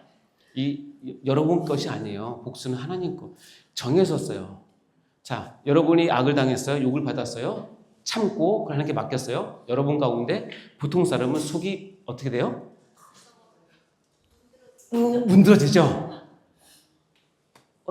알잖아요, 그거. 그때 여러분의 마음이 낮아져요. 그때 여러분의 마음이 성결케 돼요. 그때 여러분의 영혼이 정결케 돼요. 그때 팔복에 나오는 복이 그때 쏟아지는 거예요. 악을 악으로 갚잖아요. 통쾌하죠. 하나님의 자리는 없어요. 욕을 욕으로 갚잖아요. 신났죠. 하나님 자리는 없어요. 이게 미련한 사람이 사는 방법이에요. 그런데 왜 예수 믿고도 그렇게 사십니까? 그러시면 안 돼요. 이거 주려고 불렀는데 그 복을 못 받고 내가 다 해버리면 몸도 지치죠. 영혼도 지치죠. 돈은 돈대로 쓰죠. 시간대로 버리죠. 복수는 반드시 복수를 낳게 돼요. 그렇게 있다가 그 사람한테 10배, 100배, 1000배 더 받습니다. 이게 세상 돌아가는 이치예요. 끊으세요. 그래서 자유케, 화평케, 거룩하게, 소망하게, 영생하게 너희를 향한 나의 생각은 평안이요 재앙이 아니라 너희에게 미래와 희망을 주는 것이 하나님의 뜻이라는 것입니다. 이것을 위해서 나를 부르셨다는 뜻입니다. 아멘? 네, 소명을 받습니다. 외적 소명과 내적 소명. 자, 이제 두 번째 이야기를 하겠습니다. 이게 뭐라고 적혀 있어요? 중생. 우리 교리적 관점에서 이제 두 번째 소명 다음에 뭐가 나와요? 중생. 외적 소명이 들어와서 내적 소명으로 딱 들어오면 내적 소명은 반드시 붙잡고 나타나는 게 있는데 뭐냐면 그 사람을 중생시키십니다. 중생. 그래서 이 구원의 탄생이 두 번째 해당되는 위치고요. 여기 보면 이제 제 중생은 수정과 착상이라고 얘기를 했던 이유가 있습니다. 뭐냐면 정자와 난자가 외적 소명이고 만난 것을 수정했을 때를 내적 소명이라고 한다면 우리 인체에서는 난소 바로 앞에서 난자와 정자가 만납니다. 딱 들어가는 순간 수억 개 중에서 한 개가 딱 들어가는 순간 세포 분열이 시작이 되고 그게 어느 정도 무거워지면요. 희한하죠? 무거워지면 나파관을 타고 또글또글 굴러서 내려와요. 굴러서 2, 3일에 걸쳐서 또글또글 굴러서 내려옵니다. 어디로 내려가요? 자궁 벽까지 와서 그걸 뭐라고 얘기해요? 착상이라고 해요. 그래서 우리는 선천적으로 구르는 재주가 있어요. 그래서 아무리 재주 없는 사람들 그러죠. 야, 군뱅이도 구르는 재주가 있는데 그러잖아요. 왜냐하면 여러분도 굴러서 왔기 때문에 그런 거예요. 아, 모르셨어요? 여러분 구르는 재주가 있어요. 근데 여러분 그 구르는 것도 게을러가지고 안 구르고 나팔관 앞에 있잖아요. 그걸 자궁의 임신이라고 얘기하고 엄마 죽입니다. 잘못하면 4, 5개월 되면 이 무게를 못 견뎌서 나팔관 터져요. 네, 복막염 생기고 응급수술입니다. 왜? 안 굴러서. 안 굴러서. 그럼 굴러서 내려와서 어디로 내려가야 돼요? 자궁까지 내려와야 돼요. 여러분이 이 자궁까지 내려가는데 여러분 힘쓰는 일 있어요? 없죠? 여기까지 내려와서 진짜 이제 어머니의 그 생명의 그 근원인, 그 베이스인 자궁에 딱 와서 이제 자라기 시작하는 것을 중생이라고 표현한다면 돼요. 따라서 중생은 눈에 보이지 않아요. 우리가 할 수 있는 것이 없어요. 하나님의 전적인 은혜예요. 엄마가 해요? 엄마가 한 게 뭐 있어요? 없지. 아빠가 한 건 더도 없고 하나님이 하세요. 중생. 따라서 중생은 눈에 보이는 것처럼 얘기하는 거는 좀 오버하는 거예요. 자, 이해되셨죠? 그럼 이제 중생을 5가지로 볼 텐데, 자, 문제를 볼게요. 중생 1번 가운데 중이다. 2번 무거운 중이다. 무거운 중. 3번 무리 중이다. 1번, 2번, 3번 중 어떤 한문이 맞을까요? 1번 손들어. 1번 없으니까 2번 3번. 아, 여러분 너무 똑똑하세요. 예습해 왔나? 예, 2번이 정답이에요. 이 중생은 잘 모르겠어요. 중학생의 약자인 것 같기도 하고 중딩을 잘못 쓴 것 같기도 하고. 이 중생은 뭔지 알아? 3번의 중생은 이 무리중자예요. 그러니까 불교 용어로 내가 중생을 뭐 구원하고자 자비를 베풀고자 할 때 이 중생이 이거예요. 무리를 얘기하는 중생인데 이 중자는 이 중자가 한문으로 무슨 중자예요? 일단 무거울 중이잖아요. 그러니까 이 중생은 태어날 때 4kg 이상 태어나야 되겠죠? 그게 아니에요. 이 중자는 한문으로는 무거울 중자지만 두 번째 뜻은 뭐냐면 거듭 중자예요. 거듭. 다시. 맞아요. 다시. 그러니까 중복한다 할 때 그런 중자잖아요. 그러니까 다시 태어난다는 뜻이에요. 어렵지 않아요. 중생. 본어게인. 영어로 본어게인이에요. 자, 여러분 이 땅에 다 태어나죠. 육신으로. 첫 번째 태어납니다. 누구나 다 태어납니다. 인간이라면 이 땅에서 다 태어납니다. 여기서 안 태어나신 분 없죠? 이렇게 태어났는데 그 중에 어떤 사람은 하늘에서도 두 번째 태어나게 되는 경험을 뭐라고 한다? 중생이라고 해요. 다시 두 번째 태어난다는 뜻이에요. 그래서 중생은 이렇게 얘기했습니다. 7배 시작. 영적으로 다시 태어나는 것, 이는 전적으로 하나님의 독점적 사역이자 거부할 수 없는 은혜이다. 영적으로 다시 태어나는, 육신으로 태어나는 것은 첫 번째. 우리 아버지와 어머니의 몸을 빌어서 여러분이나 저나 이 땅에 태어났어요. 그렇지만 각자는 또 언젠가 영적으로 다시 태어나게 되는 그 기회를 갖게 되는데 이것을 중생이라고 얘기합니다. 이것은 하나님의 말씀으로만 가능하고요. 우리 입장에서는, 내 입장에서는 구원의 첫 출발이 중생부터 시작을 합니다. 하나님 관점에서는 하나님의 창세전 예정부터 나의 구원은 예정되어 있었지만 인간인 제 입장에서는 하나님으로부터 거듭났을 때, 영적으로 거듭났을 때 그때 구원이 첫 출발하는 거예요. 그리스도인의 근본적인 변화를 일으키는 필수적인 과정이 바로 중생입니다. 중생이 왜 어려우냐? 제가 신학교 가서 배운 것 중에 놀란 것 중에 하나 발견한 게 뭐냐면, 여러분 신학교 가면 여러 과목을 배우는데, 그래서 구원론 가운데서 성화를 배우면 성화론이라고 그래요. 책이 이렇습니다. 엄청 많아요. 칭의를 배우면 칭의론이라고 그래요. 성령을 배우면 성령론이라고 그러고, 종말은 종말론이라고 등등 책은 있어요. 근데 여러분 중생론이라는 책은 없어요.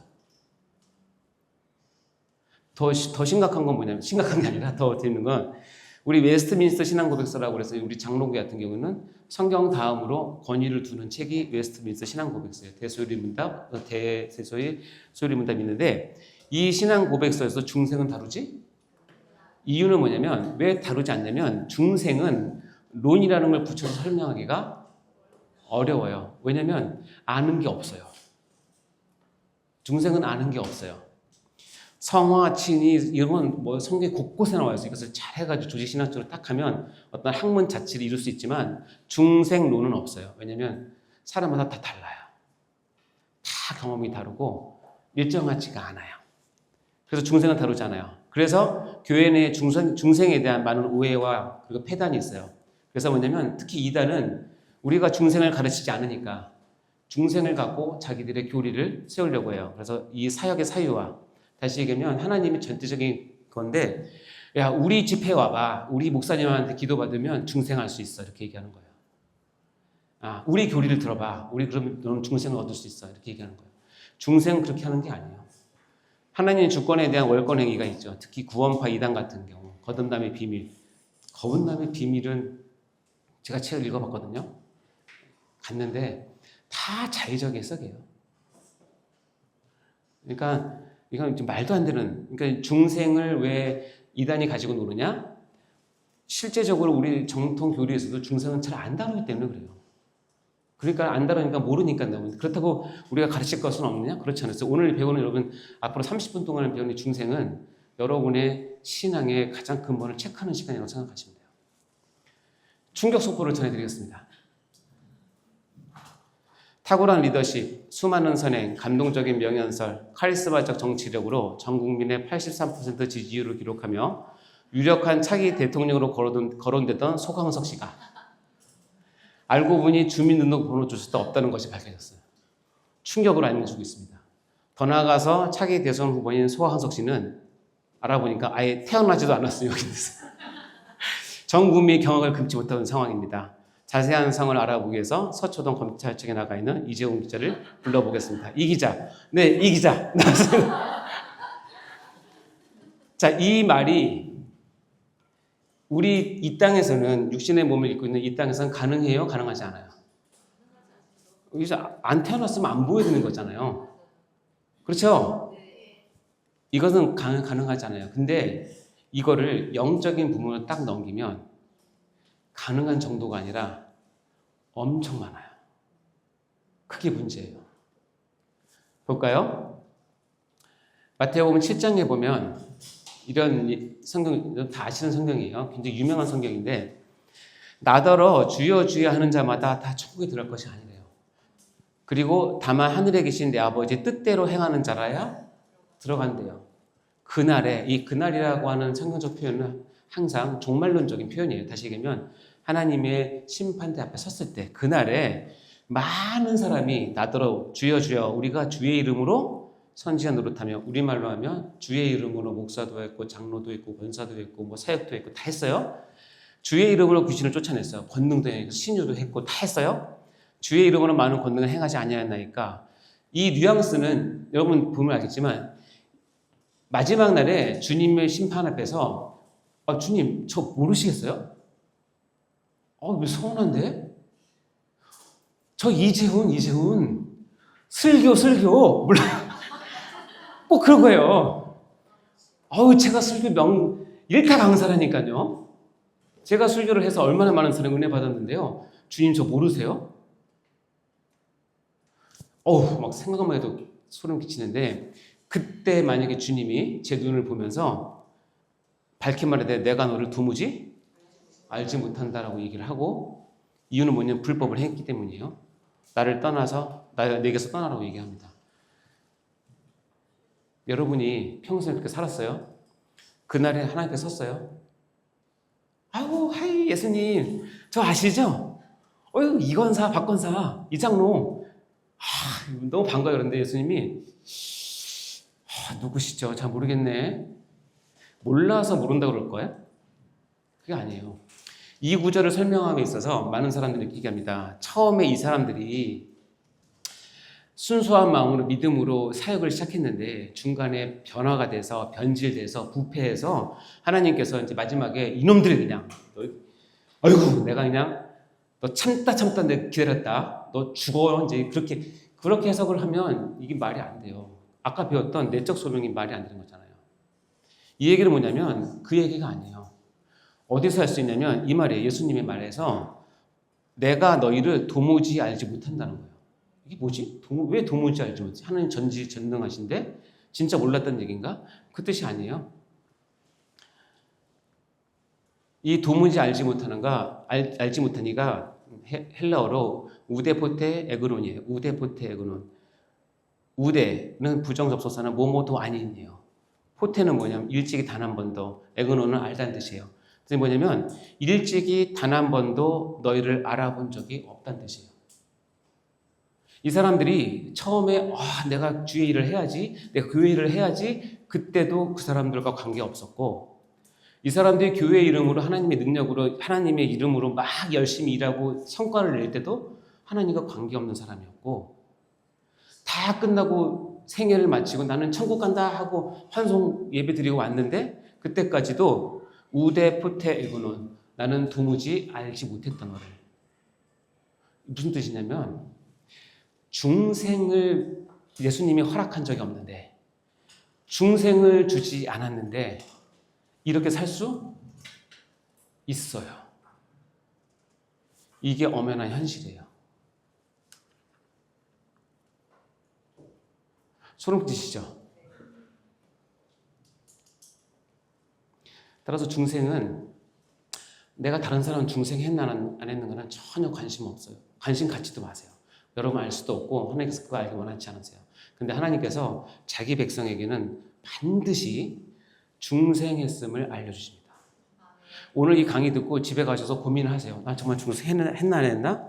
여러분 하나님의 그것을 한번 생각하고 심각하게 의심하는 것. 의심이 나쁜 의심이 아니라 돌아보는 건 너무 좋은 거예요. 그리고 하나님께 솔직하게 고백하세요. 하나님 제가 지금 집사고 권사고 장로인데 내 중생 나가 아직 잘 모르겠어요. 하나님 알려주세요 하면 하나님의 자녀는 반드시 자기 자녀에게 네가 거듭났음을 확인시켜 주세요. 그거 안 하고 엉벙덩벙 살고 내가 인기 얻는 것과 이 교회 일을 통해서 뭐 하는 것을 가지고 내 신앙이라고 생각하시면 안 되는 이유가 뭐냐면 우데포테 의론이에요. 처음부터 알지 못하면 의미가 없어요. 의미가. 그래서 이 구절은 굉장히 우리에게 엄중한 경고를 주는 구절인데 이것을 아까처럼 해석하면 안 되고 이 구절에서 이것은 중생을 허락하지 않은 사람인데도 교회에 많은 사람이 있을 수 있다. 우리가 나중에 유형교회, 무형교회 배울 때 유형교회 내에 알곡과 가라지가 있다. 가라지가 이런 사람들입니다. 이런 사람들이 내 주위에 많이 있을 수 있다. 신실한 교회는 이런 사람이 퍼센트가 적은 교회가 신실한 교회일 것이고, 엉터리 같은 교회는 이런 사람의 퍼센트가 많을수록, 그러면 그런 사람 퍼센트가 많은 데서 알고 본 얼마나 괴롭겠어요. 말이 안 통한다니까요. 말이 안 통해요, 말이. 자, 그러면 중생을 이해하려면 여러분 반드시 알고 계셔야 될 분이 한 분이 계세요. 바로 누구세요? 니고데모. 왜냐하면 중생에 대한 교훈을 성경에서 유일하게 정확하게 알려주는 곳이 딱 한 곳 있는데 바로 니고데모와의 대화에서 중생에 대해서 알려주세요. 그래서 니고데모와의 대화를 이해하지 못하면 중생을 이해하기가 어렵습니다. 한번 잘 따라와 보세요. 여러분 오늘 하루만 제가 여러분 허락할 테니까 솔직하게 나 정말 중생했나고 깊이 되물으시면서 따라오세요. 그리고 확인하셨으면 좋겠어요. 그리고 안 돼 있으면 달라고 하세요. 물론 여러분 달라고 주신 건 아니지만 여기까지 나오신 여러분들은 하나님께서 사랑하실 거라서 믿고, 니고데모가 여러분 다 아시는데 바리새인 중에 니고데모라는 사람이 있어요. 이게 바리새인은 다르게 보면 유대인의 지도자예요. 우리나라는 국회의원이 300명 되죠? 300명인가요? 299명인가? 300명 되죠? 그 국회의원 한 명이 우리 교회에 와도 이렇게 예우를 해주지 않습니까? 유대인들은 70인 명이 그 공회원이라고 그래요. 그러니까 국회의원이 70명밖에 없는데 그 중에 한 사람이 니고데모예요. 그런데 이분이 언제 왔대요? 왜 밤에 왔을까요? 그렇죠. 유대인들은 낮에가 덥죠. 더우니까 밤에 왔겠죠? 아니죠. 이 밤에는 뭐냐면 니고데모는 유력한 정치인이에요. 아버지 때 나이가 못해도 40대 아니면 50대였을 가능성이 많고, 예수님은 지금 30 초반이에요. 근데 예수님을 보면서 많은 생각을 했던 것 같아요. 그러니까 만나보는 보고 싶고, 그 만나서 뭔가를 복음에 대해서 영생에서 듣고 싶은 마음이 있는데, 낮에 가면 뭐예요? 많은 사람이 눈에 보이잖아요. 몰카도 찍히고 막 나오잖아요. 인터넷 뜨고. 그러니까 안 되니까 밤에 몰래 왔어요. 왜냐하면 정치적인 부담감 때문에 왔겠죠. 그리고 예수님을 어떻게 보면 예우하는 차원에서 그럴 수도 있어요. 부담 주기 싫어서. 첫 번째 딱 혹시 그 니고데모는 대단한 정치인인 것 같아요. 오자마자 상대방에 대한 예우를 분명하게 합니다. 라비어 하고, 자기보다 20살 더 젊은 청년한테 라비라고 불러요. 대단한 건데, 당신은 하나님께서 오신 선생인 줄 아나이다. 하나님이 함께 하시지 아니하시면 당신의 같이 이 표적을 아무도 할 수 없습니다. 라고. 이게 접대성 멘트 같아요? 진심인 것 같아요? 진심인 것 같아요? 접대성 같아요? 모르겠어요. 어쨌든 이 말을 했어요. 진심일 수도 있고 접대성 멘트일 수도 있는데 두 개가 섞였을 수도 있고, 저는 니고데모가 평소에 예수님을 이렇게 좀 흠모했던 것 같아요. 자, 이렇게 되면 보통 사람이라면, 국회의원 되는 사람이 와서 나한테 나의 예의를 갖춰서 얘기를 한다면 어떻게 대해야 되냐면, 일단 환대하고, 그렇죠? 차 마시면서 아닙니다. 제가 뭐 있나요? 겸손하게 이렇게 서로 이렇게 세워주고 그렇게 대답을 해야 되잖아요. 근데 여러분 아세요? 예수님 굉장히 칼 같으신 거? 예수님께서 대답하여 이르시되, 여기 앞에다 다짜고짜를 넣고 싶어요. 예수님께서 다짜고짜 대답하여 이르시되, 진실로 진실로 아멘 아멘 내게 이르노니 사람이 거듭나지 않으면 하나님의 나라를 볼 수 없다라고 해요. 이 얘기를 듣고 니고데모가 기분이 좋았겠어요, 나빴겠어요? 좋지 않죠. 내 목적이 있는데, 나는 정말 예우를 대해서 얘기했는데 엉뚱한 얘기하는 거죠. 나보고 거듭나야 된다고 얘기하는 거죠. 이 사람이 나를 우습게 하네? 충분히 그럴 수 있어요. 그래서 자리를 박차고 나갈 수 있어요. 그러면서 그럴 수 있어요. 이 새파랗게 젊은 놈이 감히 나한테 그따위로 대답해? 나갈 수 있죠. 기분 나쁘면. 근데 니고데모는 예수님의 그 말에 당황했던 것 같아요. 이게 무슨 말인지 정확히 잘 모르겠지만, 사람이 늙으면 날 수 있겠습니까? 두 번째 모태에 들어가 날 수 있겠습니까? 라고 얘기합니다. 그러니까 지금 보면 예수님의 언어, 니고데모의 언어가 서로 안 만나는 걸 알 수 있어요. 예수님은 영적인 천상의 언어를 가지고 얘기하고 니고데모는 여전히 육적인 상황 갖고, 그러니까 두 개의 대화가 만나지 못하는 거예요. 이해되시죠? 예수님께서 진실을 아멘 아멘, 이거 예수님께서 강조하던 내용이에요. 내게 이르노니 사람이 물과 성령으로 나지 않으면 하나님 나라에 들어갈 수 없다. 육으로 난 것은 육이요 영으로 난 것은 영이니 내가 내게 거듭나게 하는 말을 놀랍게 여기지 말라라고 얘기합니다. 물과 성령으로 나야지만, 거듭나야지만 하나님 나라에 들어갈 수 있다라고 얘기를 하는 거죠. 이쯤 되면 니고데모는 머리를 막 굴렸을 거예요. 자기가 배운 모든 지식을 통해서 도대체 물과 성령으로 나는 게 뭔지, 거듭나는 게 뭔지를 아마 막 고민했을 거예요. 그때 예수님의 답이 어떻게 설명하냐면, 거듭남을 이렇게 설명합니다. 읽어볼까요? 시작. 바람이 밀어불매 내가 그 소리는 들어도 어디서 와서 어디로 가는지 알지 못하나니 성령으로 난 사람도 다 그러하다. 중생은 바람이 임의로 불어요. 여러분, 바람을 맞아보면 산들바람이나 가을에 그런 찬바람이 불면 내 피부나 통해서 바람이 온 거는 분명히 알죠? 그렇죠? 머리가 흩날리고 웃고 이렇게 하면 바람이 불었네 한데 어디서 왔는지 아시는 분? 대단한 건데? 이 바람이 어디로 가는지 아시는 분? 모르죠? 뭐만 알아요?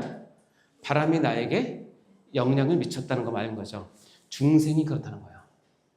중생은 어디서 왔는지 몰라요. 그리고 어떻게 갔는지 몰라요. 한 가지 아는 게 있어요. 뭐냐면 내가 거듭났다는 것만 알아요. 이상 표현이 안 되기 때문에 중생론은 없는 거예요. 학문적으로 설명할 수가 없어요. 니고데모가 어찌 이런 일이 있을 수 있겠습니까? 라고 얘기를 합니다. 그래서 이 대화가 이어져서 예수님은 네가 거듭나야 되는 것은 물과 성령으로 거듭나는 것이고 결국 말씀으로 거듭나는 것인데, 그 말씀의 핵심이 뭐냐? 우리가 잘 아는 요한복음 3장 16절이 니고데모 대화에서 완성된 기독교의 핵심 진리로 완성이 되는 거예요. 읽어볼까요? 시작. 하나님이 세상을 이처럼 사랑하사 독생자를 주셨으니 이는 그를 믿는 자마다 멸망하지 않고 영생을 얻게 하려 하심이라. 이것이 니고데모의 대화의 최종 결론이고, 중생을 얻는다고 어떻게 얻는지, 어떤 영향을 미치는지, 어떤 결과가 있는지를 표현하는 최종 결과가 요한복음 3장 16절이에요. 따라서 중생은 이렇게 표현할 수 있어요. 어떻게 표현하냐면 육체의 생명과는 다른 영적인 생명을 갖는 거예요. 이 세상은 두 종류의 사람이 있어요. 육체적인 생명만 갖고 살아가는 사람. 또 하나는 육체적인 생명 플러스 영적인 생명을 가지고 살아가는 사람. 두 종류밖에 없어요. 자, 밑에 읽어볼까요? 시작. 새 생명의 원리를 인간 안에 심어주시고 영혼의 지배적 성향을 거룩하게 만들어주시는 하나님의 일. 이것을 중생이라고 합니다. 자, 결론은 뭐냐면 중생은 누구의 일이에요? 하나님의 일이에요. 중생은 내가 얻고 싶어서 얻는 것이 아니고, 내가 달라고 얻는 것이 아니고, 내가 만들어낼 수 있는 것도 아니에요. 어느 자격이 되면 주어지는 것도 아니에요. 이것은 하나님의 일이에요. 근데 우리 구원은 이 하나님의 일부터 시작된다는 것이 우리를 늘 긴장하게 만들기도 하지만 감사하게도 만들어요. 왜냐하면 고린도전서에 보면 이렇게 얘기합니다. 오직 하나님께로부터 온 영을 받은 사람은 하나님의 일과 은혜를 알지만, 밑에 보면 육에 속한 사람은 하나님의 성령의 일을 받지 않는다. 아까 엄연한 현실 가운데 저는 이 자리에 모인 여러분 지금 한 몇 명, 한 50명, 60명 되는지 모르겠지만 이분이 한 사람도 예외 없이 다 거듭나고 중생에서 영적인 사랑미를 간절히 바랍니다. 아멘? 근데 현실은 몰라요. 여기 육에 속한 사람이 있을 수도 있어요. 그건 판단하지 마세요. 그러나 중요한 건 뭐냐면 영적인 사람과 육적인 사람은 하나님 보시기는 하늘과 땅 차이고, 이 둘이 무슨 일을 할 때는 반드시 어려움이 있어요. 말이 안 통해요. 예수님과 니고데모처럼.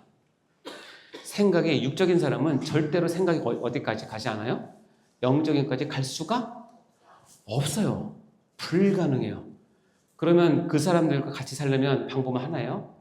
영적인 사람이 육적인 사람들을 부여잡고 하나님의 마음으로, 안타까운 마음으로 내려오셔야 돼요.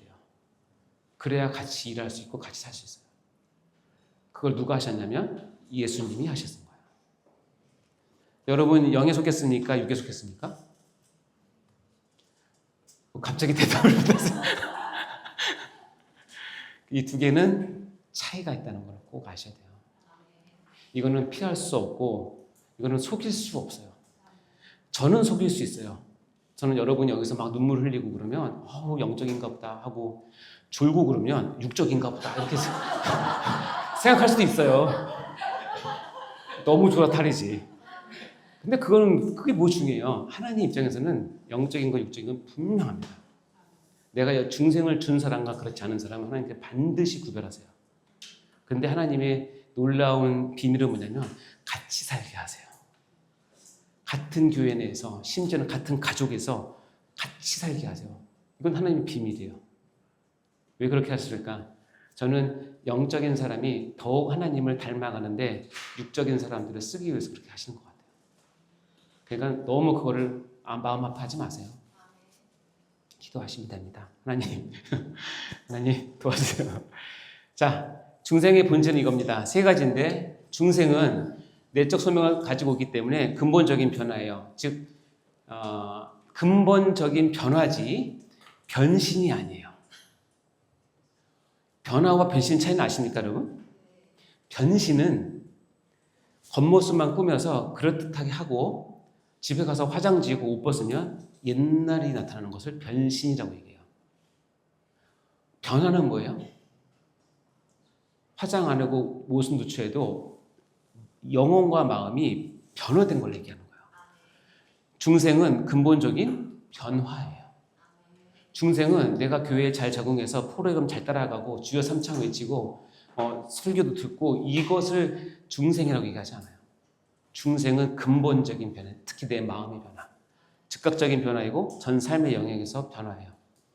변신을 자꾸 하시다 보면 하나님께 혼납니다. 바리새인처럼. 그러다 진짜 병신됩니다. 절대 그러지 않아요. 자, 골로새에 보면 읽어볼까요? 시작. 새 사람을 입었으니 이는 자기를 창조하신 이의 형상을 따라 지식에까지 새롭게 하심을. 자, 새 사람 중생을 한 자는 지식에까지, 여러분이 그동안 가져왔던 모든 지식의 체계를 완전히 뒤집어엎고 변화시키는 것이 바로 중생의 본질입니다. 그것을 거부하면 중생을 받더라도 변화되지 않습니다. 전에 얘기했지만 엄마 뱃속에서 10달 만에 나와야 되는데 이거 거부하면 엄마 뱃속에서 10년, 20년, 30년 있을 수 있어요. 엄마만 죽어나죠. 엄마로 표현된 교회가 죽어나는 거예요. 그런 사람들 많아요. 자, 주께서 너희 무엇을 인도하사? 마음을 인도하여서 하나님의 사랑과 그리스도의 은혜에 들어가길 원하십니다. 즉각적인 변화입니다. 제가 좋아하는 말씀인데 읽어볼까요? 시작. 그런즉 누구든지 그리스도 안에 있으면 새로운 피조물이라. 이전 것은 지나갔으니 보라 새 것이 되었더라. 자, 새로운 피조물 때 제가 강조하는 단어가 뭐라고 했어요? 보라. 글씨도 크죠? 글씨 색깔이 뭐예요? 보라죠. 중생하면 보라. 다음 주 다 보라색 옷 입고 오세요. 보라. 하나님 저 보세요. 내 옆에서 나 봐. 나 변하지 않았니? 나 정말 새 생명을 얻었어. 나 정말 이제 이 세상이 다가 아닌 걸 알았어. 보라가 있는 거예요. 근본적인 변화입니다. 즉각적이고 전 삶의 영역에서 변화입니다. 우리가 교회 다니면서 빠지기 쉬운 게 있는데 뭐냐면 교회와 진리를 인포메이션으로 들을 수 있어요. 하나님에 대한 지식, 하나님은 이런 분이셔, 예수님은 언제 태어나셨어, 어떻게 돌아가셨어, 3일 만에 부활하셨어, 뭐 하셨어 해서 모든 인포메이션을 내가 수집하는 것으로서 내가 중생했다고 착각할 수가 있어요. 인포메이션이 많으면 많을수록 내가 중생했다고 자기를 변신할 수 있는 가능성이 많아요. 근데 인포메이션은 절대로 중생의 본질이 아니에요. 거기서 더 무서운 건 뭐냐면 이 인포메이션을 자기 나름대로 짜집기를 해서 포메이션을 시켜요. 포메이션. 체계화. 그것은 조심할 게 개인적으로도 그렇지만 예를 들어서 한 교회는 각 교회마다 특성이 좀 있어서 각 교회가 원하는 그런 체계가 있거든요. 그래서 그 체계를 포메이션 한 것을 내가 받아들이면 내가 하나님의 완전한 중생한 자로서 거듭났다고 생각할 수도 있어요. 그래서 어떤 한 사람이 세대인 교회의 모든 과정과 규칙을 잘 지키면 내가 마치 거듭나고 대단한 신자가 된 것처럼 착각할 수도 있다는 거예요. 이게 나쁘다는 뜻은 아니에요. 다시 얘기했지만 인포메이션은 하나님을 알아가는데 첫 번째 단계는 무조건 지혜에 관계되는 인포메이션 당연히 필요하죠. 그래서 배워서 포메이션 시켜야죠. 근데 거기서 그치면 안 되고 어디까지 가야 돼요? 트랜스포메이션까지. 그것이 나에게 들어와서 나를 완전히 바꿔야 됩니다. 완전히. 그것이 바로 중생의 본질입니다. 트랜스포메이션 되는 것. 인포메이션부터 시작된 것이 포메이션 됨으로써 나를 완전히 트랜스포메이션 시키는 것을 말하는 것이 중생입니다. 중생의 방법은 아까도 말씀드렸지만 중생의 유일한 도구는 하나님이 보다 말씀을 거치지 않고 중생할 수는 없어요. 따라서 말씀은 여러분 평생 가장 소중하게 생각하셔야 되고, 그래서 이 중생은 하나님의 독점적인 하나님의 사역입니다. 읽어볼게요. 베드로전서 1장 2절 3절 23절 시작. 너희가 거듭난 것은 썩어질 씨로 된 것이 아니요 썩지 아니할 씨로 된 것이니 살아있고 항상 있는 하나님의 말씀으로 되었느니라. 다 빼면 뭐예요? 너희가 거듭난 것은 뭘로 됐다? 하나님의 말씀으로 되어 있는 거예요. 말씀. 그래서 말씀이 들어와서 나를 변화시킬 때 진정한 중생이 시작되는 것입니다. 여기 보면 예수님께서 아까 얘기했지만 진실로 진실로 너에게 이르노니 사람이 물과 성령으로 거듭나지 않으면, 이 물은 씻음, 회개를 뜻하는 것이고 성령은 말씀을 뜻하는 것입니다. 자, 에베소 5장 26절 보면 읽어볼까요? 시작. 이는 곧 물로 씻어 말씀으로 깨끗하게 하사 거룩하게 하시고. 자, 로마서 10장 27절 시작. 그러므로 믿음은 들음에서 나며 들음은 그리스도의 말씀으로 말미암았느니라. 말씀이 결국 하나님의 중생을 이끄는 가장 중요한 유일한 길이라는 거 잊지 마시기 바라고, 그래서 따라서 중생은 하나님의 독점적인 사역입니다. 자, 여기 보면 에스겔서에 보면 이렇게 나옵니다. 내가라고 하는 주어가 있는데 이 주어가 하는 일은 뭐냐면 그들에게 한 마음을 주고 그 속에 새 영을 주고 그 몸에서 돌 같은 마음을 제거하고 살처럼 부드러운 마음을 주어서 내 윤례를 따르며 내 길을 지켜 행하게 하는 것. 이 내가가 누구예요? 하나님이에요. 하나님이 주고 주며 제거하고 주어 할게끔 해서 나오는 결론이 뭐냐면 우리가 잘 아는 그들은 내 백성이 되고 나는 그들의 하나님이 되게 하겠다는 거예요. 누가 하신다? 하나님이 하신다. 독점적인 겁니다. 여기 보면 영접하는 자, 곧 그 이름을 믿는 자들에게는 하나님의 자녀가 되는 권세를 주셨으니 이는 혈통으로나 육정으로나 사람의 뜻으로 나지 아니하고 오직 하나님께로부터 난 자들이다. 즉 영접을 해서 우리가 거듭나는 것은 하나님께로 난 자들임을 증명하는 것입니다. 자, 사도행전에 보면 이렇게 되어 있습니다. 두아디라시아에 있는 자색 옷감 장사. 자색 옷은 그 당시로는 왕족이나 귀족만 있던, 요즘 말로 하면 명품 판매하시는 사장님이세요. 하나님을 섬기는 루디아라는 한 여자가 말을 듣고 있을 때 보세요. 주께서 그의 마음을 열어 바울의 말을 따르게 하신지라. 이 루디아가 바울의 전도와 설교를 듣고 따라서 이 두아디라시아에서 이제 그 전도를 할 수 있게끔 서포트하는 사람이 됐어요. 그런데 그 가운데 뭐냐면 주께서 그의 마음을 열어요. 자, 그러니까 어떤 사람이 팔불출이냐? 내가 설교를 잘해서 내가 잘 가르쳐서 이 사람들 변화시켰다라고 생각하는 그런 사람도 팔불출이고, 예? 내가 믿음이 좋고 내가 좀 이해력이 뛰어나고 내가 하나님을 참 사랑해서 내가 이렇게 됐다고 생각하는 것도 팔불출이에요. 그 영적인 팔불출이에요. 그 본질은 뭐냐면 주께서 그 마음 뭐해서 열어주셔야 되는 거예요. 그러니까는 실망할 필요도 없고 교만할 필요도 없어요. 제 유튜버가 100몇 개 안 받아도 저는 실망하지 않습니다. 단지 화가 날 뿐이죠. 근데 저는 믿습니다. 주께서 마음을 열면 필요한 사람은 보실 것 같다. 이 중생의 구체적인 표지들이 무엇이냐? 니고데모는 구원을 받았을까요? 못 받았을까요? 받았어요. 어떻게 아세요? 일단은 성경에 니고데모가 구원을 받았다는 얘기는 없어요. 마찬가지로 우리가 니고데모가 구원을 받았는지 안 받았는지 우리가 주관의 심사가 아니에요. 아닐 수도 있고 일 수도 있어요. 저한테 얘기했죠. 천국 가서 니고데모한테 전화하세요. 받으면 구원 받은 거고 안 받으면 안 받은 건데, 근데 우리가 무엇을 추측할 수 있냐면 니고데모가 했던 변화를 보고 알 수 있는 거예요. 그 중에 한 사람이 곧 전에 예수께 왔던 니고데모가 그들에게 말하되 우리의 율법은 사람의 말을 듣고 그 행한 것을 알기지 심판하냐. 다시 얘기하면 니고데모가 예수님을 변론합니다. 사도들이 공회에서 예수를 죽이자 막 그렇게 했을 때 니고데모가 여러분 쉽지 않아요. 자기가 속한 조직에 반대 의견을 내는 거예요. 야, 너희들은 사람의 말을 듣고 행한 것을 알기 전에 심판하느냐? 하면서 그것을 막아줘요. 예수님을 변론해요. 자기의 정치적 생명을 걸고.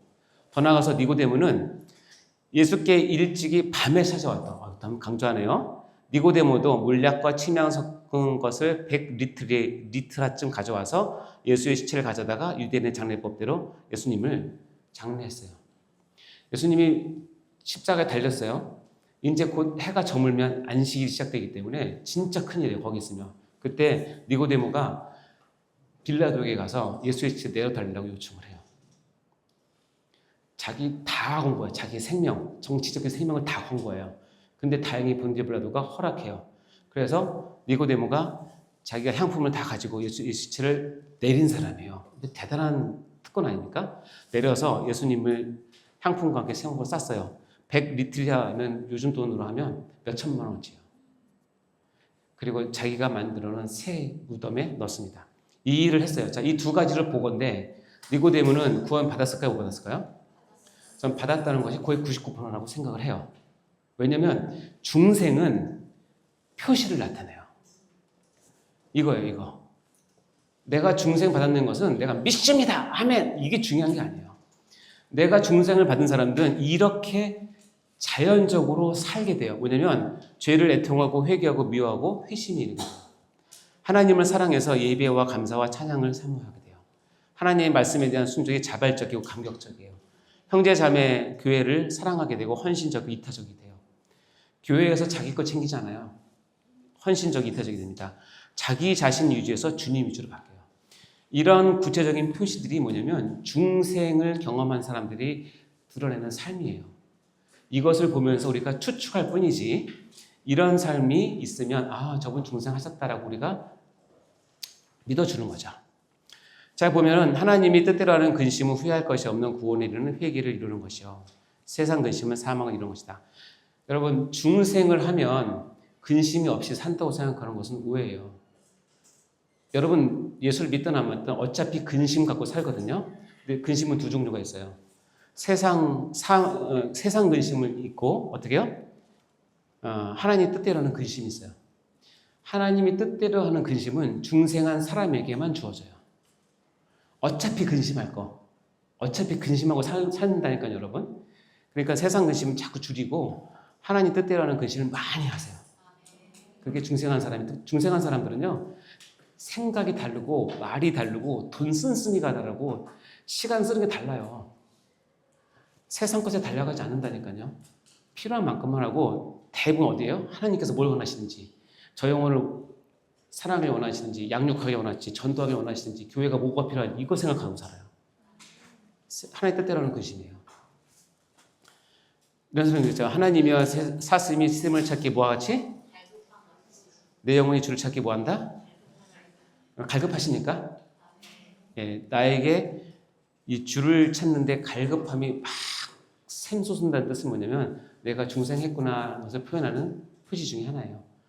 하나님 말씀 없으면 못 살 것 같고 찬양 없으면 못 살 것 같고 기도 안 하면 못 살 것 같고 그러다 보면 새벽 기도 나가고 싶고 이렇게 자연스럽게 나옵니다.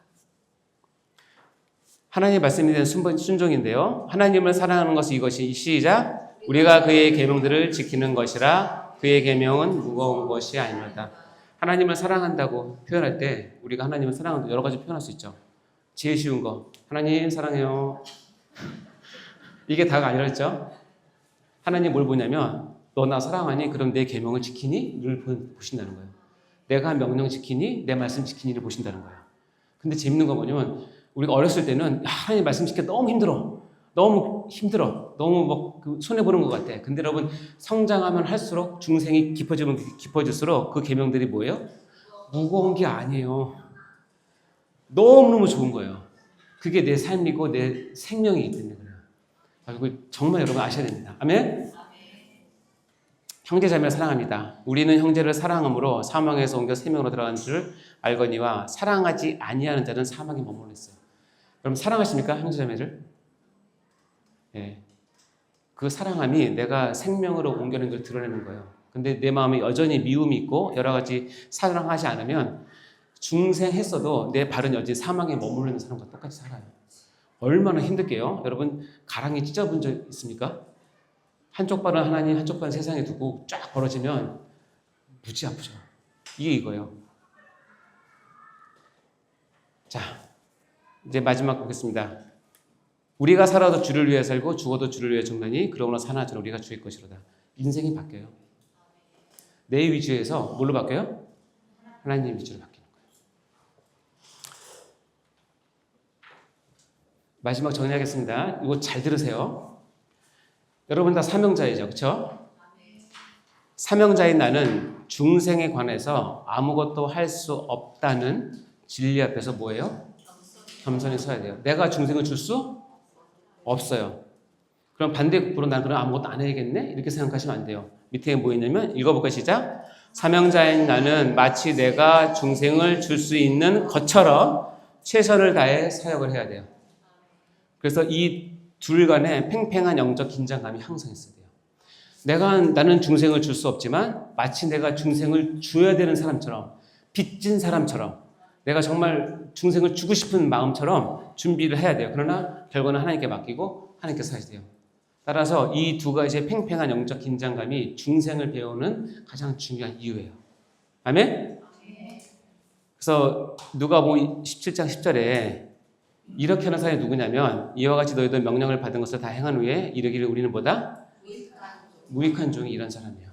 내가 중생을 줄 수 없는 것을 확실하게 알고 겸손하셔야 돼요. 그러나 반면에 내가 사역할 때는 내가 마치 중생을 줄 수 있는 것처럼 최선을 다해서 어떻게 해요? 섬기고 사랑하고 베푸셔야 됩니다.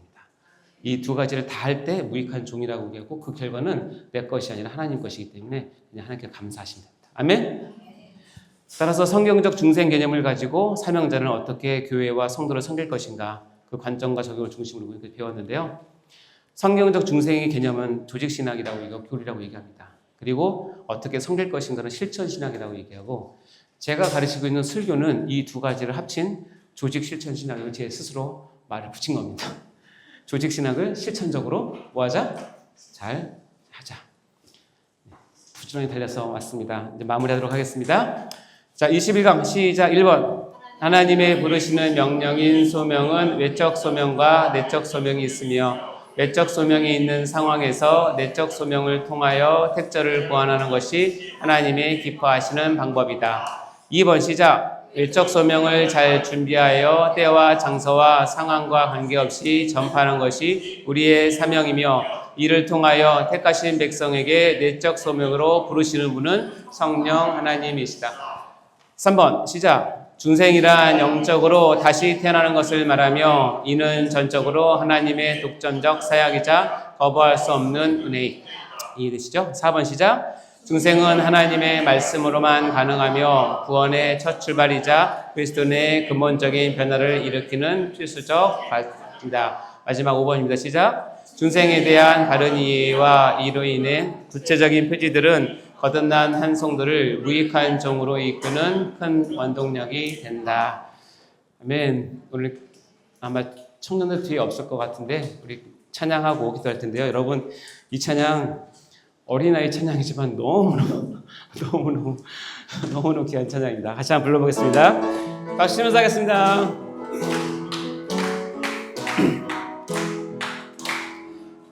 돈으로도 못 가요 하나님 나라 힘으로도 못 가요 하나님 나라 어떻게 간다?